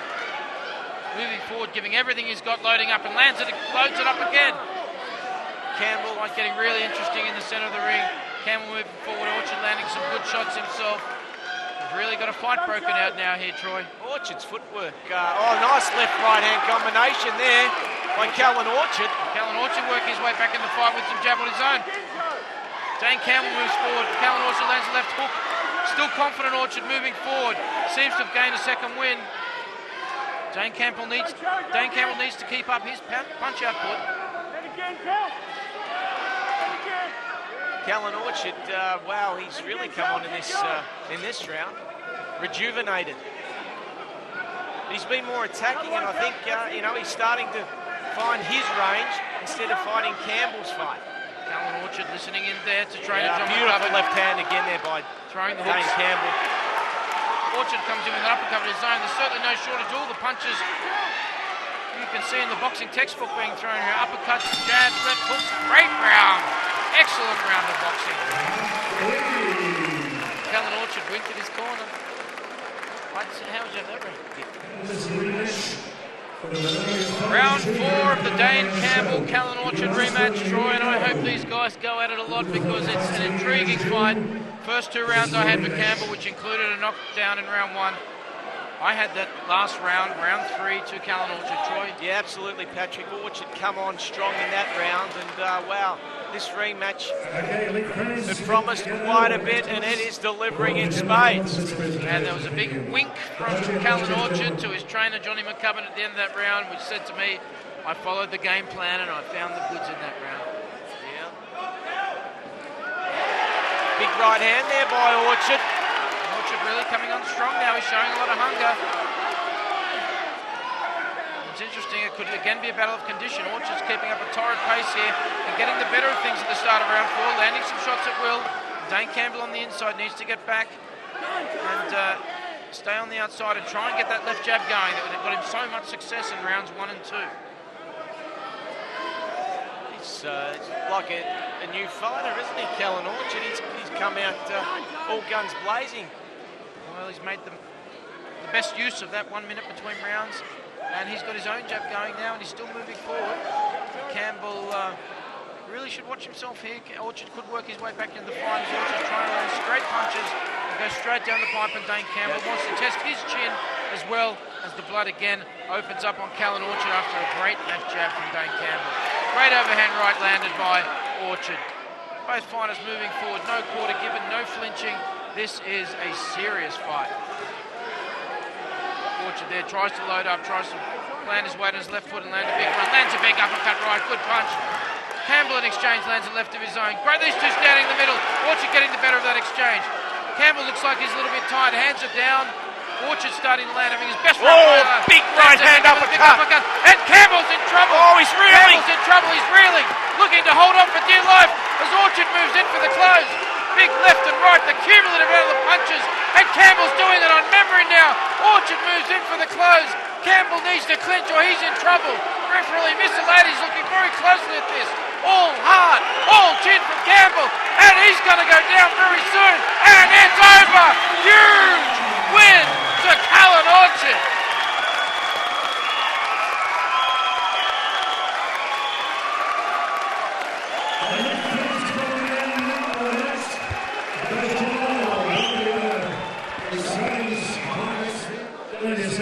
The time was 2 minutes, 23 seconds in round 4. 2:23 round 4, your winner, Callan Orchard.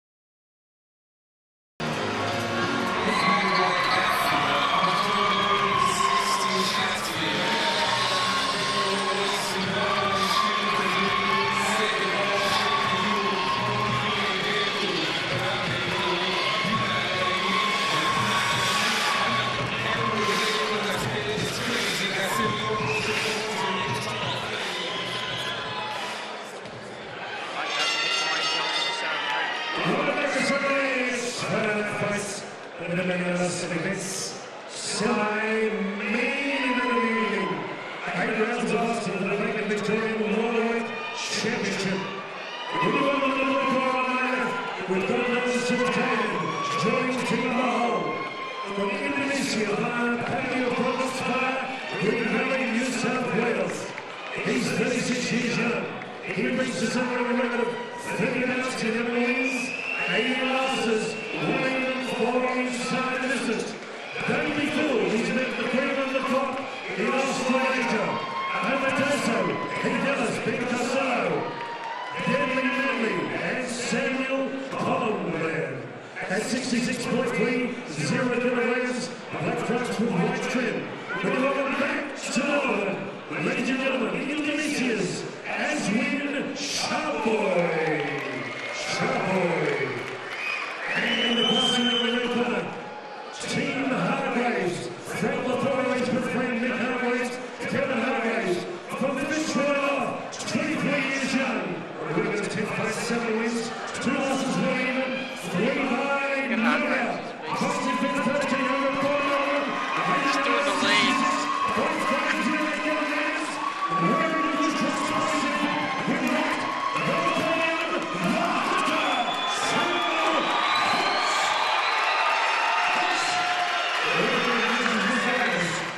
Welcome back to Malvern Town Hall in the inner eastern suburbs of Melbourne. The date's November 19, 2010, and you're watching Fight 6 of the Peter Maniatis Fight Night, brought to you by Ultra Tuna. I'm Patrick Skeen, joining me as co-host tonight, SCN Radio's Troy Zantuck. The roof was just raised, Troy, before the fight, and that was for Tim the Hunter Hunt. The crowds are... Half the crowd tonight is in here to see the Hunt against Aswin Tjabui. Hunt, he's in the blue trunks with the white trims. Tjabui from the southern wild coast of Papua, West Papua, Irian Shire, wearing the black trunks and the silver. What can we expect here, Troy? Well, a tremendous reception, as you intimated, Patrick, for Tim the Hunter Hunt. And he's up against Aswin Tjabui. A tremendous representation from the boxing fit gym in Port Melbourne. Under the tutelage of Michael Hargraves is Tim Hunt. And wow, does he bring a total package to the squared circle, Tim Hunt. Tim Hunt has had 9 fights. He's 6-2-1. Aswin Tjabui's had 30 fights.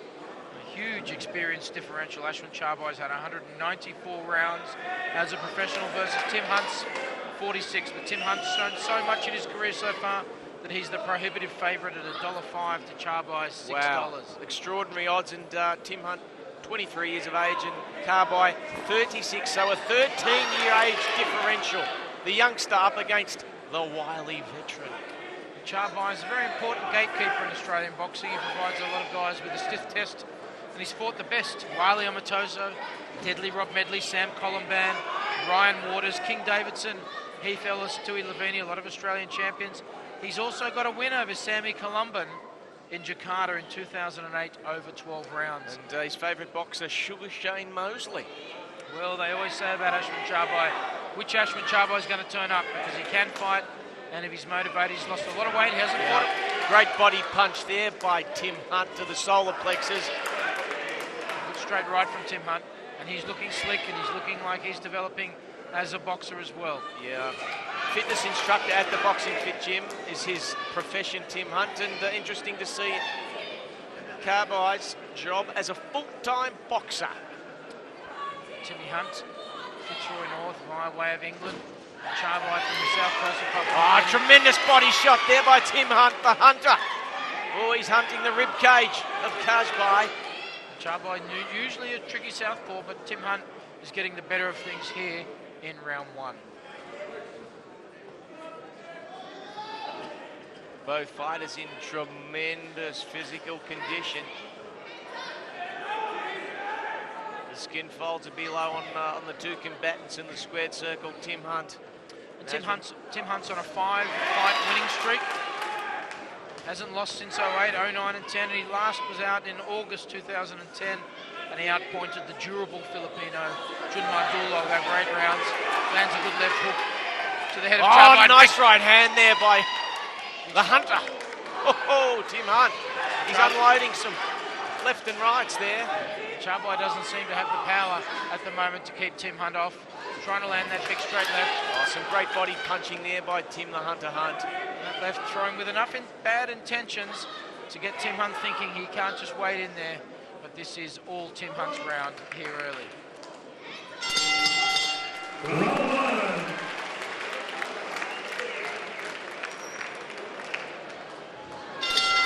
Round 2, Victorian welterweight title is on the line. 8 by 3 minute rounds. And Tim Hunt looking very slick and having it mostly his own way in the first round against the tough Indonesian Papuan Aswin Tjabui. Troy, how'd you have it? Oh, clearly in favour of the hunter, Tim Hunt. No mistake about that, Patrick. Through the cleaner punches and through some really, well, they had a lot of mustard in them. Some of those uppercuts from Tim Hunt in that first round. Until Tim Hunt still has to contend with Tjabui's awkward southpaw style, and he's caused problems for a lot of fighters in Australia with that style. Tim Hunt looks like he's brought his A game tonight. Great straight right landed there by Tim Hunt. Tjabui comes back in return. Tjabui, to me, just doesn't look to have the power that Hunt has. Tjabui certainly looks in excellent condition.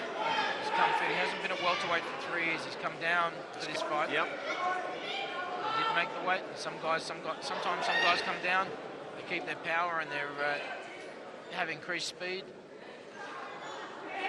Tim Hunt making sure we may not know of the improvements in Tjabui tonight, because he's certainly looking like he's got the full assets on display tonight. Mick Hargraves urging his charge on in Tim Hunt, saying to take the fight to Tjabui. What I like about Tim Hunt is his defence is in order tonight. Lands a great overhand right, good combination there from Tim Hunt moving forward. Left rip to the body, straight right. Those rips to the body of wow, they've been sensational by the hunter Tim Hunt. Yeah, that left rip to the body seems to be Tim Hunt's new calling card. Very exciting punch. And Tjabui can't be enjoying those shots just above the kidneys.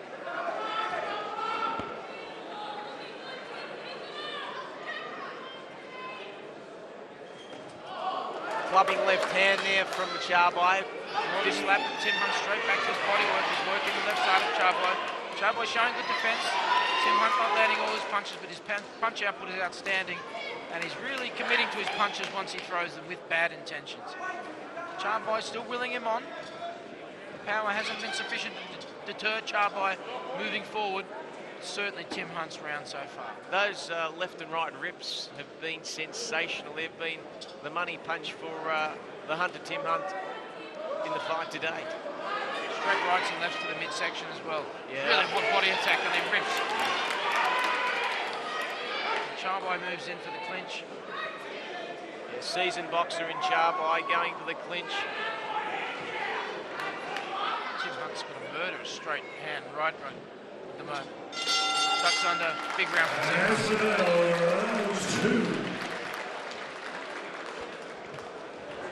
Seconds out, round 3.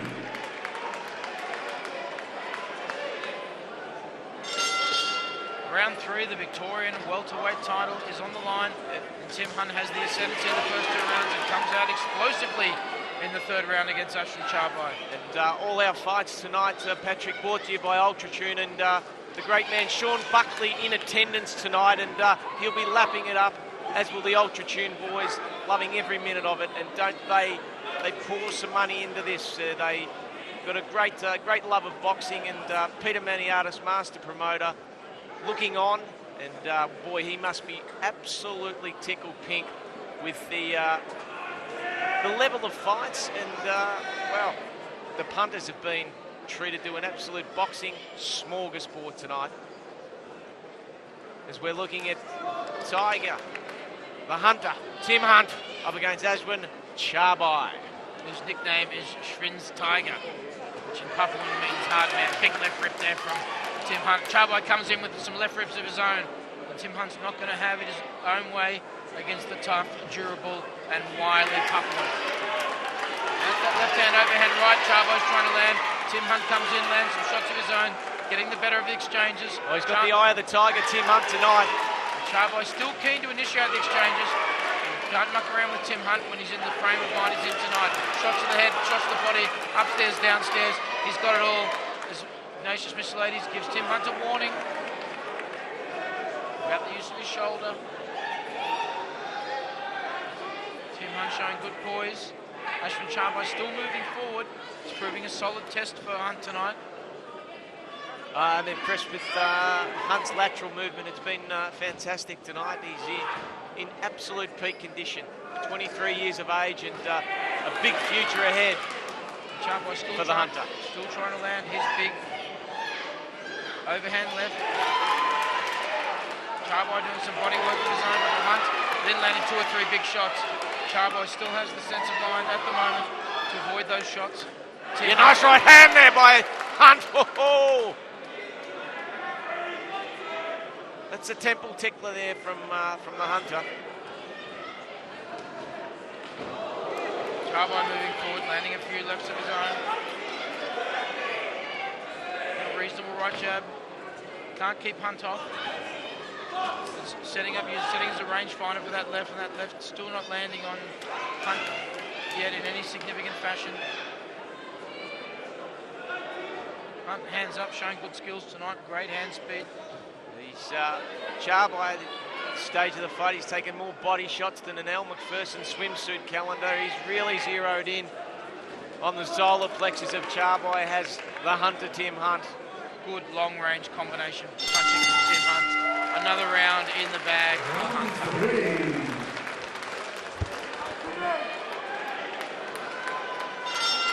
Round 4 of a very entertaining battle for the Victorian welterweight title at 66.7 kilos.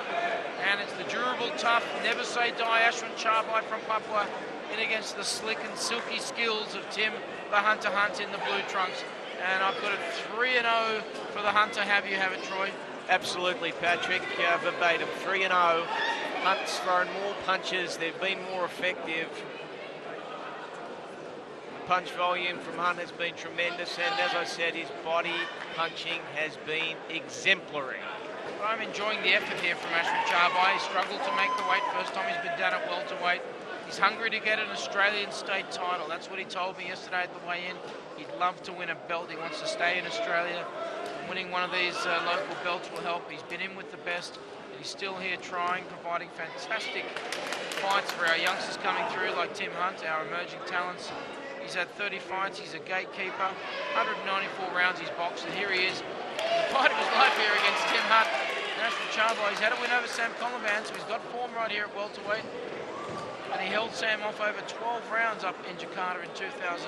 So that Aswin Tjabui hasn't surfaced tonight, and that could be due to the fact that Tim the Hunter Hunt is on fire. Big left ref there from Tim the Hunter Hunt. I like the fact he's added the body attack to his arsenal, Troy.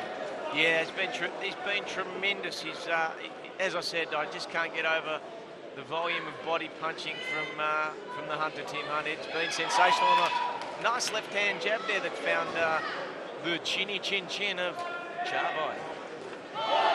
Tjabui lands a good left hook, but he's going to need more than that. He doesn't have one-punch knockout power. He's got a knockout percentage of 13%. That's not how he wins his fights. He's going to need to throw punches in bunches and land 3 or 4 shots of that power and that magnitude to trouble the Hunter. And the Hunter knows this as he moves inside. But a very good punch for Tjabui, and we can't discount him at this stage, the KG Wiley veteran. Not at all. It ain't over till it's over. And you're only one punch away from oblivion in this caper, Pat. And that's a great left jab there from Tim Hunt. Put Tjabui back on his heels, and that's the sort of power. Again, he's working to the body of Tjabui. That left rip, really enjoying it. He's employing it a lot, and it's making Tjabui think hands up, hands down, and it's giving Tim Hunt some more options. Ignatius Missilades, our man in centre ring, directing traffic as Tim Hunt, the left and right hand combination of Tjabui. Right hand on the chin there of Tjabui. I'll give it to both these fighters. They haven't lounged on the ropes. They've stood toe-to-toe in the middle. Tjabui's taking a lot of shots here to try and dish up, try and land that overhead right. A lot of punches landed. Big round for Tim the Hunter Hunt.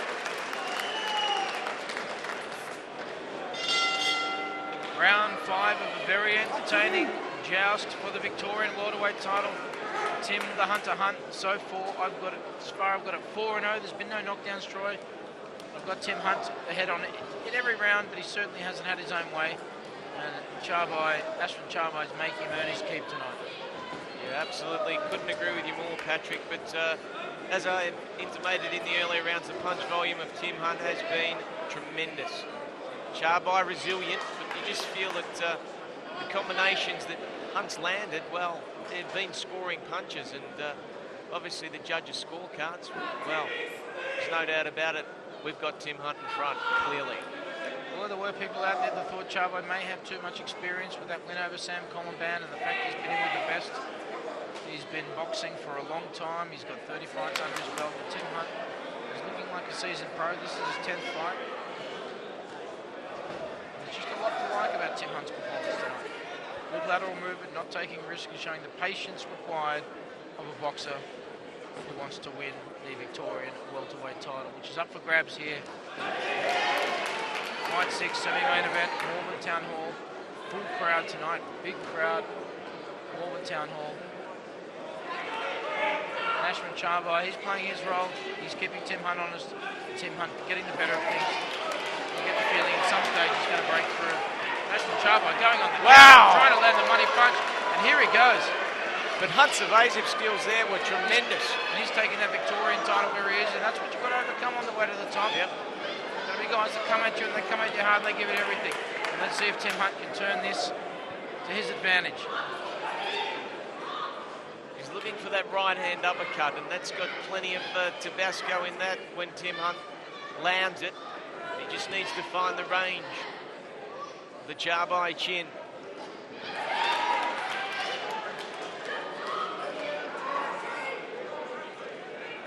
Tim Hunt, the upper hand due to his accurate punching, his good footwork. He's got fantastic footwork. Fred Astaire would be happy with the footwork of the Hunter, Tim Hunt, to date. Someone like Tjabui is always going to be vulnerable against mobile, fast boxers like Tim Hunt. It's a hard night out for him, but he's has his wins. And he shows that little bit of aggro like we saw earlier in the round. Yeah. That can present some danger. Yeah, he did. Bad intentions. But he needs to show more of it, Pat. It's in fits and spurts. Look at that, the body punching again. Tim Hunt beautifully continues to box from long range, connecting the sharp left jabs, showing his footwork, working Aswin Tjabui around the win and fighting the fight where he wants to fight it. Tjabui moves forward. We need to see a little bit more of that aggro. Another round to Tim Hunt. Great fight. Round 5.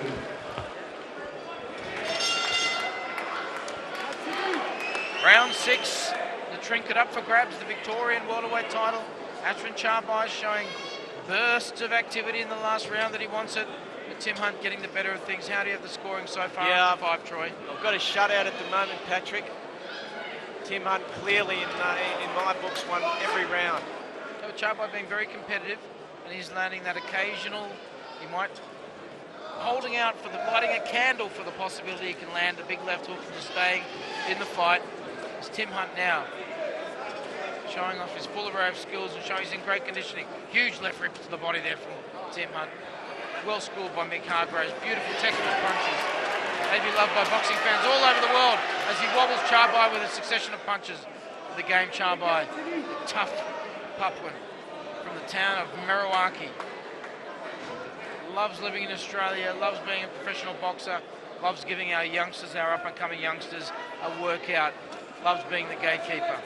And tonight he's giving Tim Hunt the workout. Tim Hunt's getting the better of things, but there are little bursts and moments that are all Tjabui.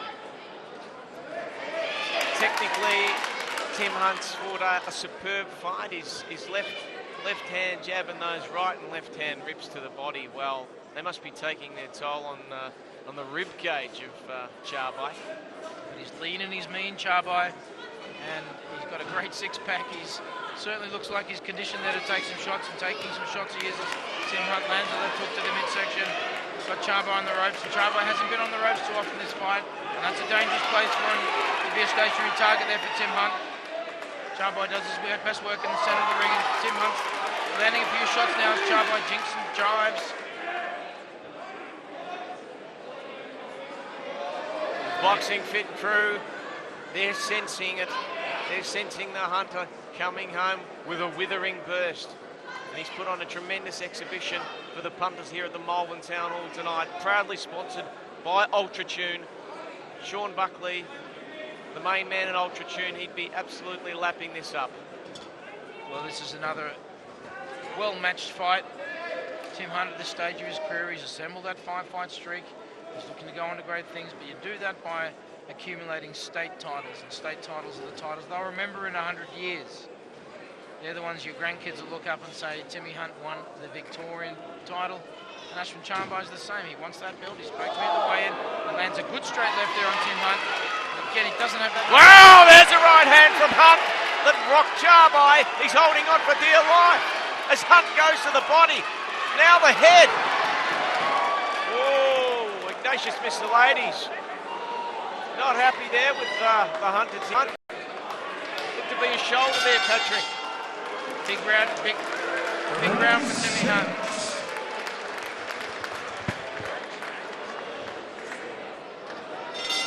Round 7, we're 3/4 through the Victorian welterweight title, contested over 8 3-minute rounds. It's all Tim the Hunter Hunt, but what an entertaining round 5 was, and it was the first time we saw a serious wavering, some serious damage done to Aswin, Troy. Yeah, there was a wobbling there at one stage of Tjabui as Hunt goes on the offensive. Tjabui's picked up in years of fighting the best in Australia, ways to evade, ways to hold on, ways to clinch and ways to... Tjabui, a beautiful left hand there by Tjabui. And it's his favourite punch. It's his money punch. It's the left hook, and that's the one he thinks he can finish anyone if he lands it flush. Tim Hunt's increased the quality of his defensive game with every fight, and he's the complete fighter here tonight. He's getting a stern test by Aswin Tjabui, but he's passing. Lands a straight right to Tjabui. Stuns him slightly, but nothing of consequence. Ignatius Miscellades having to keep these two apart. They've been at each other all night. Yeah, Tim Hunt, his punch fight tracker would be absolutely off the charts tonight. He's thrown plenty of leather. Plenty. And it's good to see the classic Southpaw and Orthodox matchup. A point being deducted there from Tim Hunt, and that could be the first point. By Aswin Tjabui, and Tim Hunt comes out with bad intentions, refusing to touch the gloves. He doesn't believe that was appropriate deduction. Ignatius Miscellades doing his best, and Tim Hunt lands a couple of monster shots to get things rolling here. Tremendous separation there from Hunt. As he separated, a big right hand that landed. And Tjabui, you can see he's hanging on for dear life. But his game, and he's still landing that left. He's landing 3 or 4 around. He's thinking, I just land one of those puppies and it's showtime. But Aswin Tjabui taking some big shots here, needing all of his experience and guile he's accumulated over the years. Tim Hunt landing 3 or 4 shots. Tjabui waiting in himself. No quarter asked, no quarter given. Round 7, Victorian welterweight title between 2 hungry fighters. Both want that belt. It was proudly displayed in the ring prior to the fight.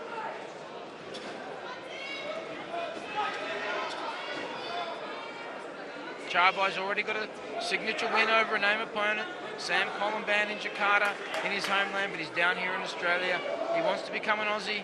Every fight he has down here, he could get closer to winning one of those elusive state titles. Tremendous game by Tjabui, 36 years of age, against the 23-year-old Tim Hunt. You wouldn't call him an upset artist, but he does keep fighters honest, and if Aswin's having a good night and the favourite's having a bad night, he can get a win. Tim Hunt coasting towards a very solid victory. Victorian welterweight title proudly worn by fighters for over 100 years in the state of Victoria. Great straight right from Tim Hunt as he moves forward. Again, very even in the exchange. Aswin Tjabui holding his own. He's got a tremendous separation punch, has Tim Hunt. And he's got a great chin, there's Aswin Tjabui.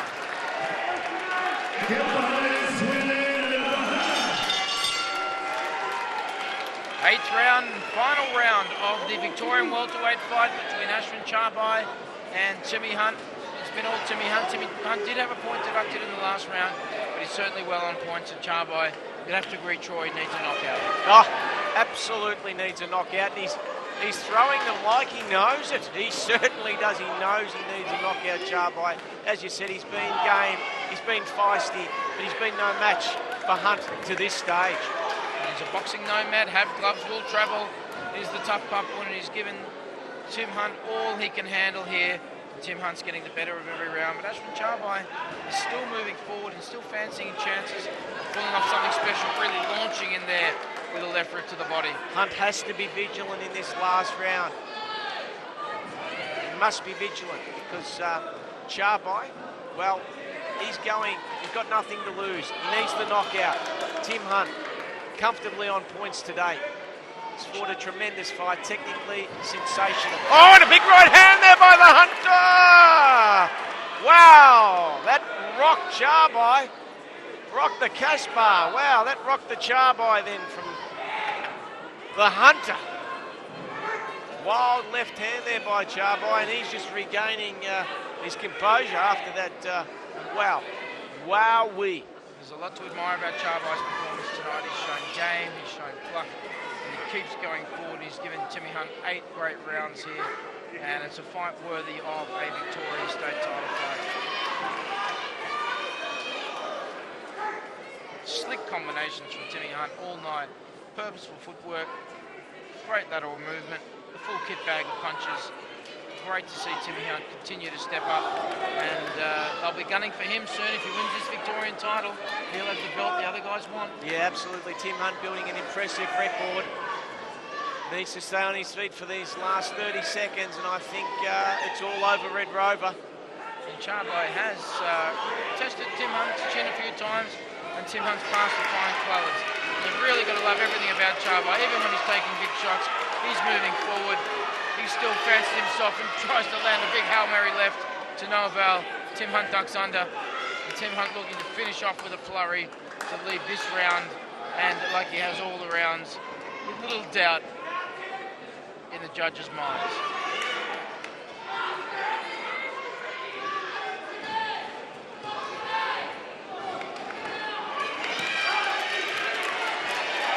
Crowd really getting in behind Timmy Hunt here. He moves forward, Tjabui moves into time up. Ignatius Missilides again running a good clean fight, letting these two guys go at it. Both fighters now getting a little bit tired, it's getting a little bit sloppy, but it's all Timmy. Here it is! Win for Timmy Hunt. Brave showing by Aswin Tjabui.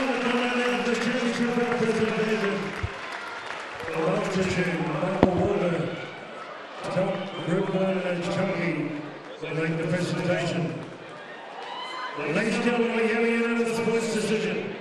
Judges Malvern versus Williams both have the same score totals, 80-71. 80-71 from Malvern versus Williams. Followed Campbell, 79-72. Ladies and gentlemen, we congratulate the new Victorian Welterweight champion,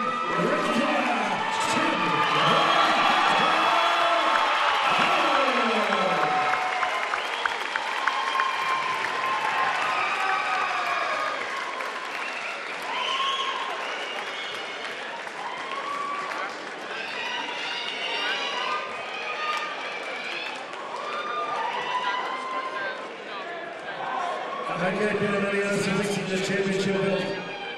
And maybe the belt around the waist of a new champion, Tim Hunt. Have that great cheers for the Hunter.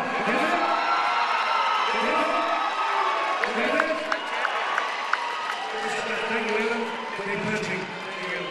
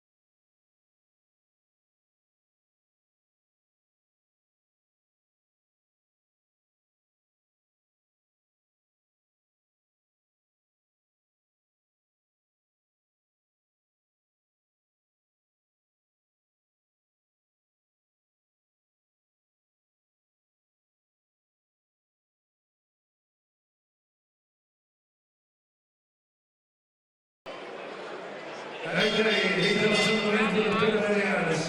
Ladies and gentlemen, Pedamanias lethal combination. Me and Melbourne Stadium. Friday night fights.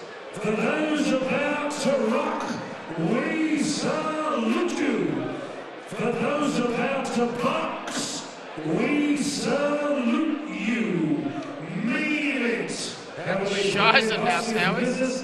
Business is good. 8 rounds for the Dane Victorian Middleweight Championship. Introducing first on my left, one in the blue corner, with Jerry Murphy, Ellis, and all the teams from Surrey Hills. Ladies and gentlemen, from Mount Martha, Morgan Peninsula, a remarkable 19 years in professional boxing. Former Victorian Super Middleweight Champion, 28 bouts, 8 wins, 2 draws, 5 in side the distance. He's fought the cream of Aussie boxers, Kevin Kelly, Nada Hamden twice. I love how the guys in the corner give stick guy. Formerly known as Horra. Now, ladies and gentlemen, 72.30 kilograms, we welcome the original Rocky Horra. Right.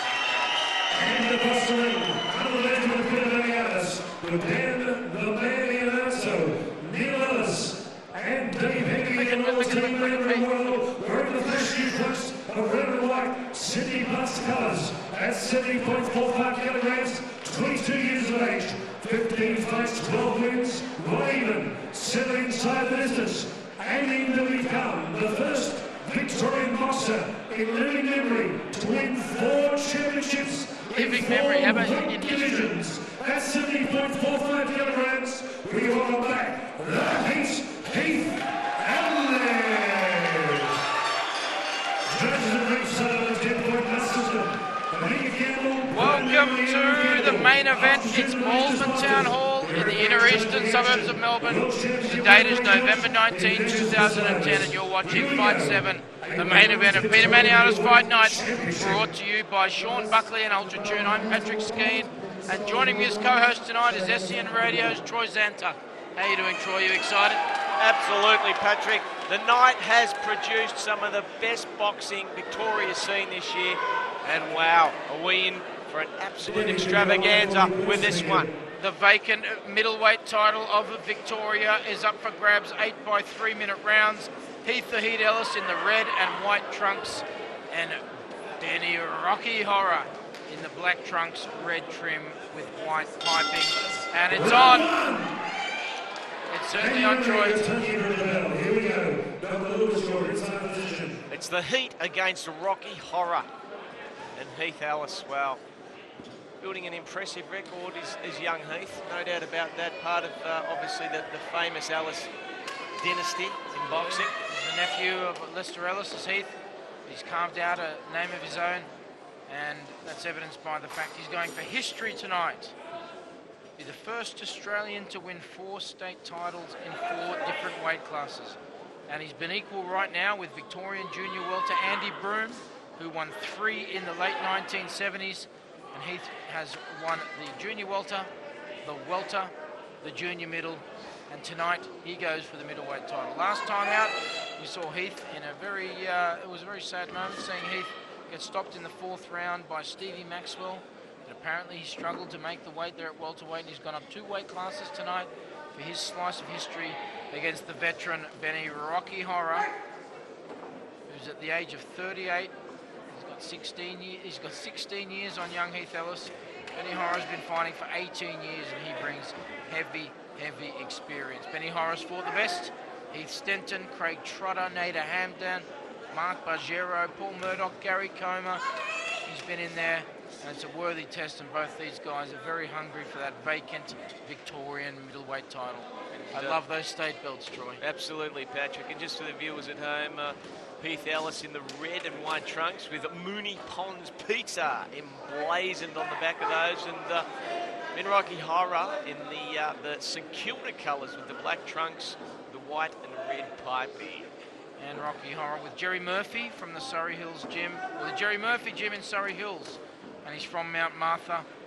And Heath Ellis is from Greenvale, and he's got Dave Haggerty in his corner, guiding his path to, hopefully, from their side of things, a slice of Australian boxing history. And from Rocky Horra, Interesting, Ignatius Missilades is talking about Rocky Horra's talking about a potential headbutt. Now, Rocky Horra in his second last outing against Ben Costello on national TV, and that was a very interesting fight. He had Costello almost gone in the first round, but lost on points. And last time out, Rocky Horra gave Yao Yi Ma, the only Chinese fighter in Australia. Yes. He gave him a big, gave him 8 rounds of hell on the night of the Black Stars card up there in the Everleigh Rail Yards in Redfern in Sydney. So Rocky Horra is one of those have gloves, will travel fighters. Both fighters having a very gentle look in the first round. Not a great deal of risk being taken. Rocky Horra trying to apply some pressure. And Heath Ellis showing a lot of the lateral movement and the skills that we know he has. Can he carry those skills? Can he carry the power up to middleweight? Who knows? Troy, how did you have that round? Oh, very even, Patrick. It was very hard to separate both fighters. Round 2, Victorian middleweight title, Heath Ellis, Benny Horra, and more of a feeling out round in that first round. Not a great deal of risk taken by the fighter. How'd you have it, Troy? Yeah, look, maybe Heath Ellis by a smidgen, but Rocky Horra, he just keeps coming. He's like the Duracell bunny. He just keeps coming. Well, he's a pressure fighter. That's what he does, and he's a full-time professional fighter. He likes to fight a lot, Benny, and Heath Ellis landing some good punches. I think Heath Ellis will have the edge in speed here. The big question is who will have the edge in power. Don't really know early doors. Can't say too much. Heath Ellis going up 2 weight classes. And that creates an interesting scenario. Technically, Rocky Horra fighting at this weight for a long time. He has formerly held the Victorian middleweight title. That was all the way back in 1998. You would have been a pup then, Troy. Yeah, I was actually, Patrick. Still running around with your Smurf suitcase? Yes, absolutely. But look, neither boxer really finding their range at the moment. It's been an unusual fight so far. No serious leather has been landed. I think a bit of respect being shown by both fighters. This is Heath's first outing at the higher weight of middleweight, and he's up against a bigger man. Very similar to the Pac-Man, who is Heath's hero. Nice left hand there by Heath Ellis. Rocky Horra just landed overhand right of his own. He had Benny Costello, a natural middleweight, in big trouble 2 fights ago. So Benny Horra's record of 9-16 is, people would say, well, maybe he's lost more than he's won. Yeah, but it's not indicative of the class of fighter that he's been in with, is it? Indeed, it's not. He's been in with the best of Australian boxing over his 18-year career, and he's performing his role as a gatekeeper and a pressure fighter. And who knows? He could unleash the power that wobbled Benny Costello, and he could have Heath Ellis in trouble. But Heath Ellis is stepping up, going for his slice of history. Hasn't had to make the weight, and that's been one of the issues in the Ellis camp up till now, that he's always struggled to make the weight. That hasn't been the issue this time, as he lands a big straight right, but it doesn't seem to wobble Horra. So Heath Ellis may not be able to rely on power to get through this fight. It may have to be through his considerable skills. Horra moving forward, relentless, pressure fighter. It's not going to be easy for Heath. He wouldn't have been in with a fighter that's had more experience than Rocky Horra with his 18 years in the ring. He loves to fight. Living up in picturesque Mount Martha, which is a perfect training environment. Beautiful part of the world. Mount Martha. That concludes round 2. 20-12, final outpost. Round 3, Victorian middleweight title is on the line. Heath Ellis getting the better of things in round 2. Rocky Horra showing all his experience. He's going to give Heath a thorough workout tonight. And he's going to work the youngster. He's still only 22 years of age, but he's a veteran of 15 fights already in his career. With a record of 12-2-1. He's boxed 84 rounds. Big body shots there by Heath Ellis, left and right. Rocky Horra's boxed 159 rounds in his career. This could be an issue of size versus speed. Ellis possessing the speed. Horra's got the size. He's a naturally bigger man. Came in 2.5 kilos above Heath Ellis on the way in. Heath Ellis starting to find his range now. He's letting that left hand flow. It's really important for Heath to keep his hands up tonight. He did get stopped by Maxwell. He dominated the first 3 rounds. He was looking fantastic in those first 3 rounds. 1 point off. Ignatius Missilades. Rogue warnings there by Ignatius, and some would say he might be being quick on the trigger there, but a point's gone off.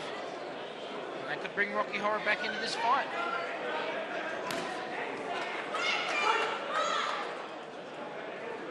Heard from the Ellis camp, he's in great physical shape.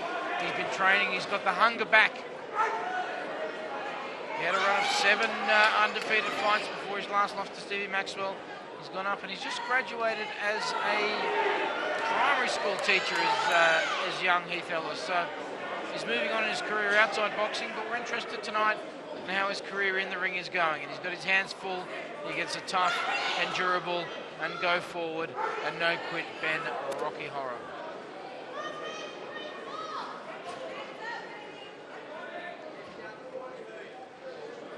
It is only 8 rounds tonight, so Rocky Horra getting a bit impatient. And they're trading straight rights, and Heath landing an enormous shot on Rocky Horra, but not impact on him. And Rocky Horra clubbing him. He's letting the youngster know, whoa, 1 point off for holding the back of the head against Rocky Horra. Ignatius Missilades signalling he'll handle no nonsense, and both of them lost a point, and that pretty much levels things out. Doesn't seem to be a particularly ugly fight. We're not in there with the referee, are we, Troy? No, we're not. No, we're sitting in the commentary position, and it's a very safe place to be, no doubt about that, Patrick, as both combatants, Ben Rocky Horra and Heath Ellis, slugging it out. So far, Rocky Horra's chin has taken the best Heath Ellis has had to offer. Big, wild roundhouse left lands on Heath Ellis, and it's a big left hook. Interesting round, to say the least. Round 4 of an intriguing matchup for the vacant Victoria middleweight title. It's age and experience versus youth and speed. Benny Rocky Horra in the black trunks and grey and red trimming versus Heath the Heat Ellis, the nephew of Leicester, up trying to create history and win that 4th Victorian title in different weight classes. How do you have it so far, Troy? 3 rounds in the bank. Yes, I've got Heath Ellis up 2 rounds to 1, Pat. Classic pairing of styles. You've got your go forward, no nonsense brawler in Rocky Horra. Your slick mover in Heath Ellis. Nice left hand jab there by Heath Ellis. Yeah, he's got all the skills, but he's up in there against a much bigger guy. He hasn't been in the rarefied atmosphere of a middleweight. 72.6 kilos. He's never been this big. That's a big ask. Big ask. It's a big ask, but he hasn't had to starve himself. And we'll see as the fight pans out into the later rounds how Heath's conditioning holds out at the much higher weight. But he seems to look... He's looking comfortable. He looks comfortable. Yep. He looks in good nick. And there's the big exchange of overhand rights there. Neither of them clash, but Heath's really going for the bleachers right now, trying to land some big shots and load up his punches. And I'd like to see a bit more discipline from Heath, just set into a game plan and not trying to end the fight. He's fighting a much bigger man. His key tonight is to bank the rounds, a comfortable victory and take the knockout if it's there. But he's up against a bigger man that's displayed massive chin in his career so far, has Ben Rocky, aka Shock Horra.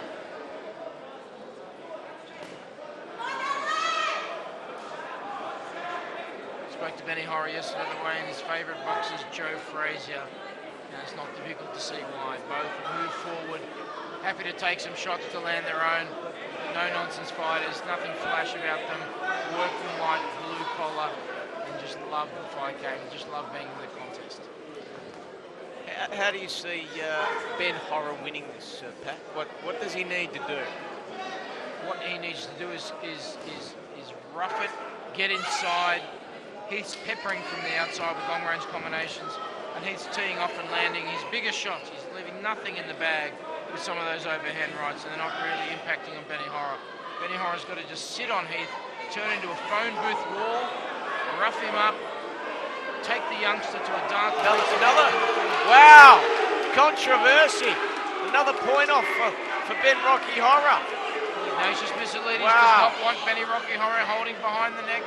Some would say that's a bit over dramatic, but it's up to Ignatius to run the fight as he sees fit.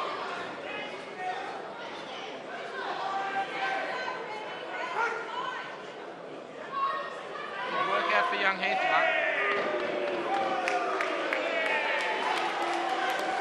And a point goes off Heath Ellis. It's evened up again. He's having quite the interesting night tonight. What can you say about that? End of round 4, we're losing points. We're hemorrhaging points. Round 5, we move into the second half. Victorian middleweight title up for grabs, 72.6 kilos. And it's been Heath Ellis so far, but we've had an interesting fight. Ignatius Micheletti giving both fighters the riot act. And he's saying, stop holding behind the head, keep your punches up, keep it fair. It hasn't seemed a particularly dirty fight to me, but we're not in the ring, Troy. Heath Ellis looks to me to be coasting towards a comfortable victory.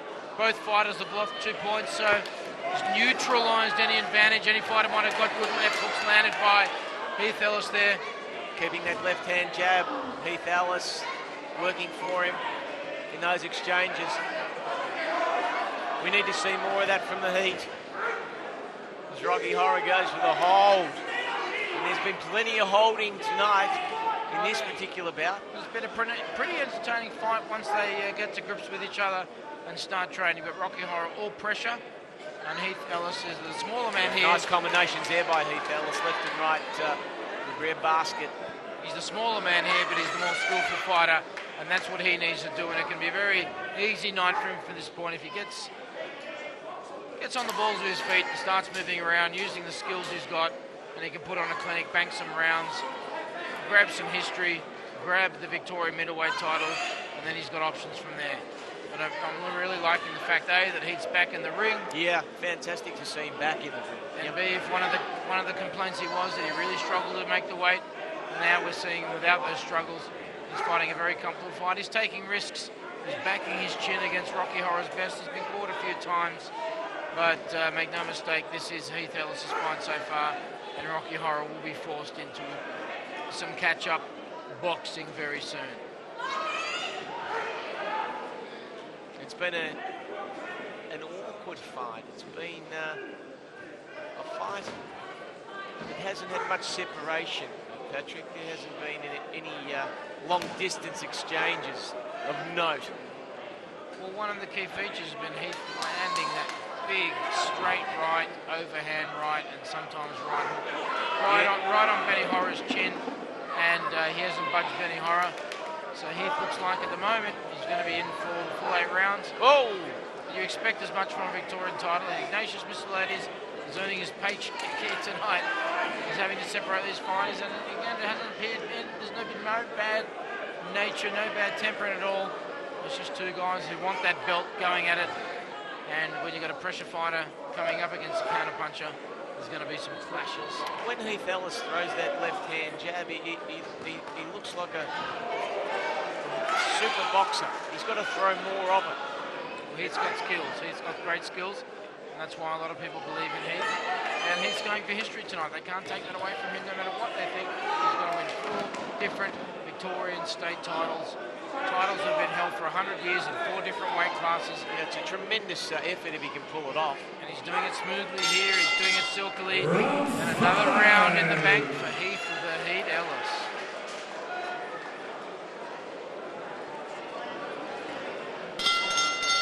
Round 6 of 8. Heath the Heat Ellis versus Benny Rocky Horra. Victorian middleweight title up for grabs. Great fight so far. Pressure fighter versus the slick, smaller, highly skilled Heath Ellis. And Heath Ellis has had the better of things so far. It's been an interesting fight. Both fighters have lost 2 points for various infractions. But here we sit in round 6. And Heath Ellis still trying to unleash some power on the granite chin of Benny Rocky Horra. Troy, how'd you have the first fight? Well, I've got Heath Ellis in front. I've got winning 4-1. 4-1. He's had a snappy jab. He's had a lot of good rounds, and he's still trying to land that big monster right. The rugby tackle there by Ben Rocky Horra. And that gets a bit sloppy, but that's understandable. They've tried to maintain a serious pace here, a pace befitting a Victorian title fight. And at some stage, they're going to run out of gas or look for a little break. It's a big exchange of straight rights. No one budges either way, and Heath's really winning this fight. Not on power punches, but on volume of punches landed. Cleaner punches. He's been the more effective aggressor. and he's assumed more of a counter-punching role tonight as opposed to the move-forward role we've seen at the lighter weights for Heath. You've got to say that Heath Ellis is fought a patient fight, and that's just another string to his bow. Well, he's mixed up patience with going for it. He's always backing himself to get the knockout with that big overhand right. He's trying to land his punches. Little clash of heads there, but nothing too significant. And that's been one of the criticisms of Heath is absolutely loading himself up for that monster right. He does potentially leave himself open, but Rocky Horra hasn't, who has got power. And he wobbled Benny Costello big time 2 fights ago, and he wobbled Yao Yimar in his last fight, so he has power. And Heath again going for the bleachers, trying to crowd please tonight here in the main event at a monster night at Malvern Town Hall. This is the last of 7 great fights, and Benny Rocky Horra with a flurry lands a few punches, but of little consequence, and that hasn't bothered Heath at all, who will resume normal programming. I think the Ellis camp would have to be happy with the change-up as far as Heath goes. Well, there was definitely some risk in this fight. It was priced out at Benny Horra at $2.40 for the win, for $1 invested, and Heath Ellis at $1.30. So it wasn't a laydown was there. But Heath Ellis, there was some risk in this fight. You've got to congratulate the Ellis camp for stepping up. They get their slice of history. No one can take that away. It's an unbelievable record, and it'll be remembered in 500 years when they're boxing up on Mars, Zannis. And we've moved along. Awesome. Love Ben Rocky Horra throwing a couple of left and right rips, but wow. I'm really loving those exchanges where they both wander in and try and land the overhand rights. Another big round. Another round to Heath Ellis, yep. Coming up. Round 7, it's the championship rounds, Victorian middleweight title. 8 rounds in total. Heath for Heath Ellis dominating against Ben Rocky Horra. Heath looking for his slice of Australian boxing history, being the first boxer to win 4 state titles in 4 different weight classes. The rise in weight for Heath Ellis from welterweight up to middleweight hasn't seemed to impact any part of his game. And as to be expected, his shots aren't as powerful as they are down at welterweight and junior welterweight. He's still landing them with authority, and he certainly kept Rocky Horra away tonight with his power. Yeah, I like it when Heath Ellis lets those hands go at range. That's when he's at his most effective. Still got a crowd-pleasing style where he tries to land those monster punches, but it just doesn't seem possible right now that Rocky Horra can be brought down by one punch. It will need to be a sustained attack. And Rocky Horra keeps moving forward. He's won this Victorian middleweight title before. He's been there, done that, back in 1998. 12 years ago it was that Rocky Horra first won this belt. So he's worn it. Heath Ellis, the youngster, he wants his vacant belt. He's putting on a good clinic, and that's what you've got to do against a bigger man. You've got to move him around the ring, you've got to work the fight at your tempo, and you've got to move away from his stronger punch. Good thing about Heath Ellis, he's gotten back on the horse after losing to Stephen Maxwell, and he still wants to trade. He still wants to show his power, and he still wants to let Benny Horra know. There's some pepper in that straight right. Yes. What's going through Dave Hegarty's mind in the Ellis camp? How's he seeing the fight from a trainer's perspective? Oh, from a trainer's perspective, he's saying, now, Heath, you've banked enough rounds. You've lost 2 points, but you've won 2 points as far as the various infractions that have happened in the fight. And he's saying, keep doing what you're doing, but there's no need to take crazy risks. The fight's in the bank, the title's in the bank. But we'll look at the tapes afterwards. We'll keep working, we'll keep developing. You're only 22. There's no need to take risks against a KG veteran who has got power. And there's always the intrigue. There's always the chance of the guy who's behind landing just that one punch. That can change everything, and it'll be a hush goes over Malvern Town Hall if that happens. It doesn't look likely at the moment, but it can happen in boxing. You can win right up until the final bell. Absolutely, Patrick. Well said. And hasn't it been a fantastic fight night at the Malvern Town Hall? Peter Maniatis, again, the master promoter, 4-time Victorian Boxing Promoter of the Year, has put on a well, he's put on a feast of boxing tonight. Well, it's another night that confirms to me boxing is on the rise.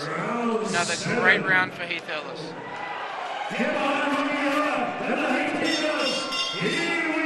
Eighth and final round, Victorian middleweight title up for grabs. Heath Ellis, red trunks, white trim versus the veteran of Benny Rocky Horra in the black trunks, red and white. An entertaining fight it's been, Troy. Clash of styles, intriguing clash of styles. You bring the red and white trunks up for Heath Ellis with Mooney Pond's pizza emblazoned over them, and I tell you what, you get a fantastic pizza from Pepe down at Mooney Pond's Pizza. Pepe's the man to see. Thank you, Pepe, for supporting boxing. Heath let his hands go then, landed an excellent combination to start the final round, round 8. Yeah, he needs a couple of Hail Mary shots, does Ben Rocky Horra in this round. The money round, Heath Ellis, well, you'd have to be impressed. Heath Ellis from Team Destruction out of Tane. Yep. Also in the stable, Danny Inarzo, Omari Kimweri, and the wild boy, Stephen Gillingham. A great, tight little gym they've got out there. And Heath Ellis has just qualified as a secondary school teacher, and he's taking Benny Rocky Horra to school here. The youngsters having it all, not all his own way, but he's getting the better of things. And you can only benefit from fighting veterans like Ben Rocky Horra, who is all action, all fighting. He just wants to move forward. Ignatius Missilades bringing some calm to proceedings here in the 8th round. They want to finish things on a good note. It's been a gentlemanly fight so far. The old bull versus the young bull. It's the oldest story in boxing, and they're still going for it here in the 8th round. There's no caution and no quit in either of these fighters. 16 years the difference.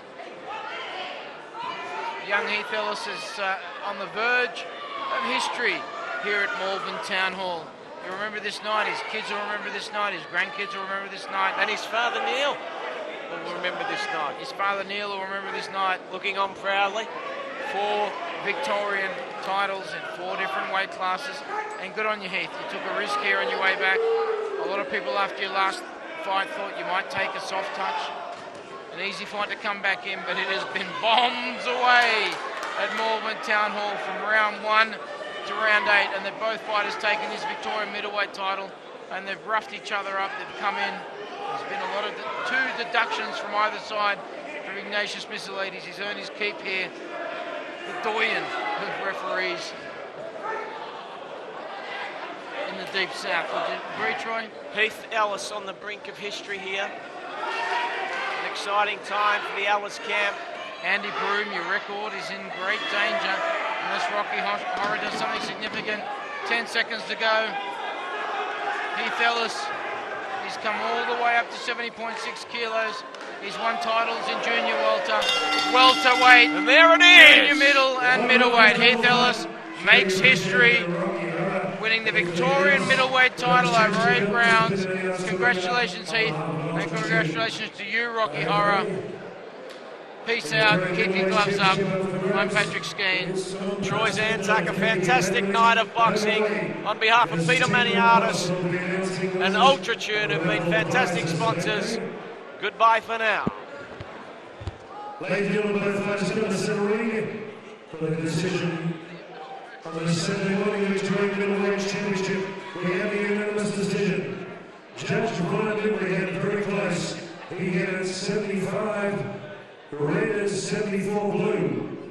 Judge Jennifer Williams had a big margin. She had red 77, blue 71. Andrew Campbell a little closer, 75, 73. Your new champ, ladies and gentlemen, red corner, the Heath Ellis.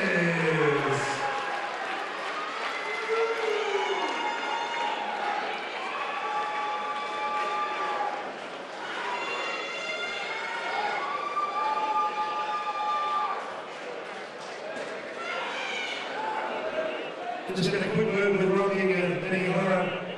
Ben, which was the camera, his sort of styles didn't believe that the referee took 2 points off you. What was it, the back of the neck or holding? How did you see it? Mate, if I knew there was going to be Heath holding me that much to a condom, mate. What's that? I didn't catch that. If I knew he was going to hold me so much, I would have bought a condom. A condom. Heath, you don't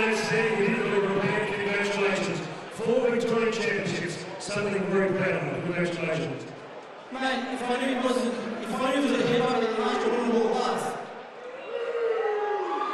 First off, I'll dedicate this fight to Aaron Brooks. He's got cancer and he's fighting at 15 years old. And he's a real quality tough as now, so I like Aaron, we're going to beat him. On behalf of yes, John, you got all the goodies this Sunday morning. Okay. Callan, Marc, the Llanasa Productions, thank you for your attendance. Melbourne Stadium, lethal combination. Main event, Heath Ellis became the first boxer in Victorian modern day history to win 4 championships in 4 weight divisions. Good morning from Melbourne Stadium on behalf of Llanasa events. Keep punching. See you soon. Good morning. Good morning.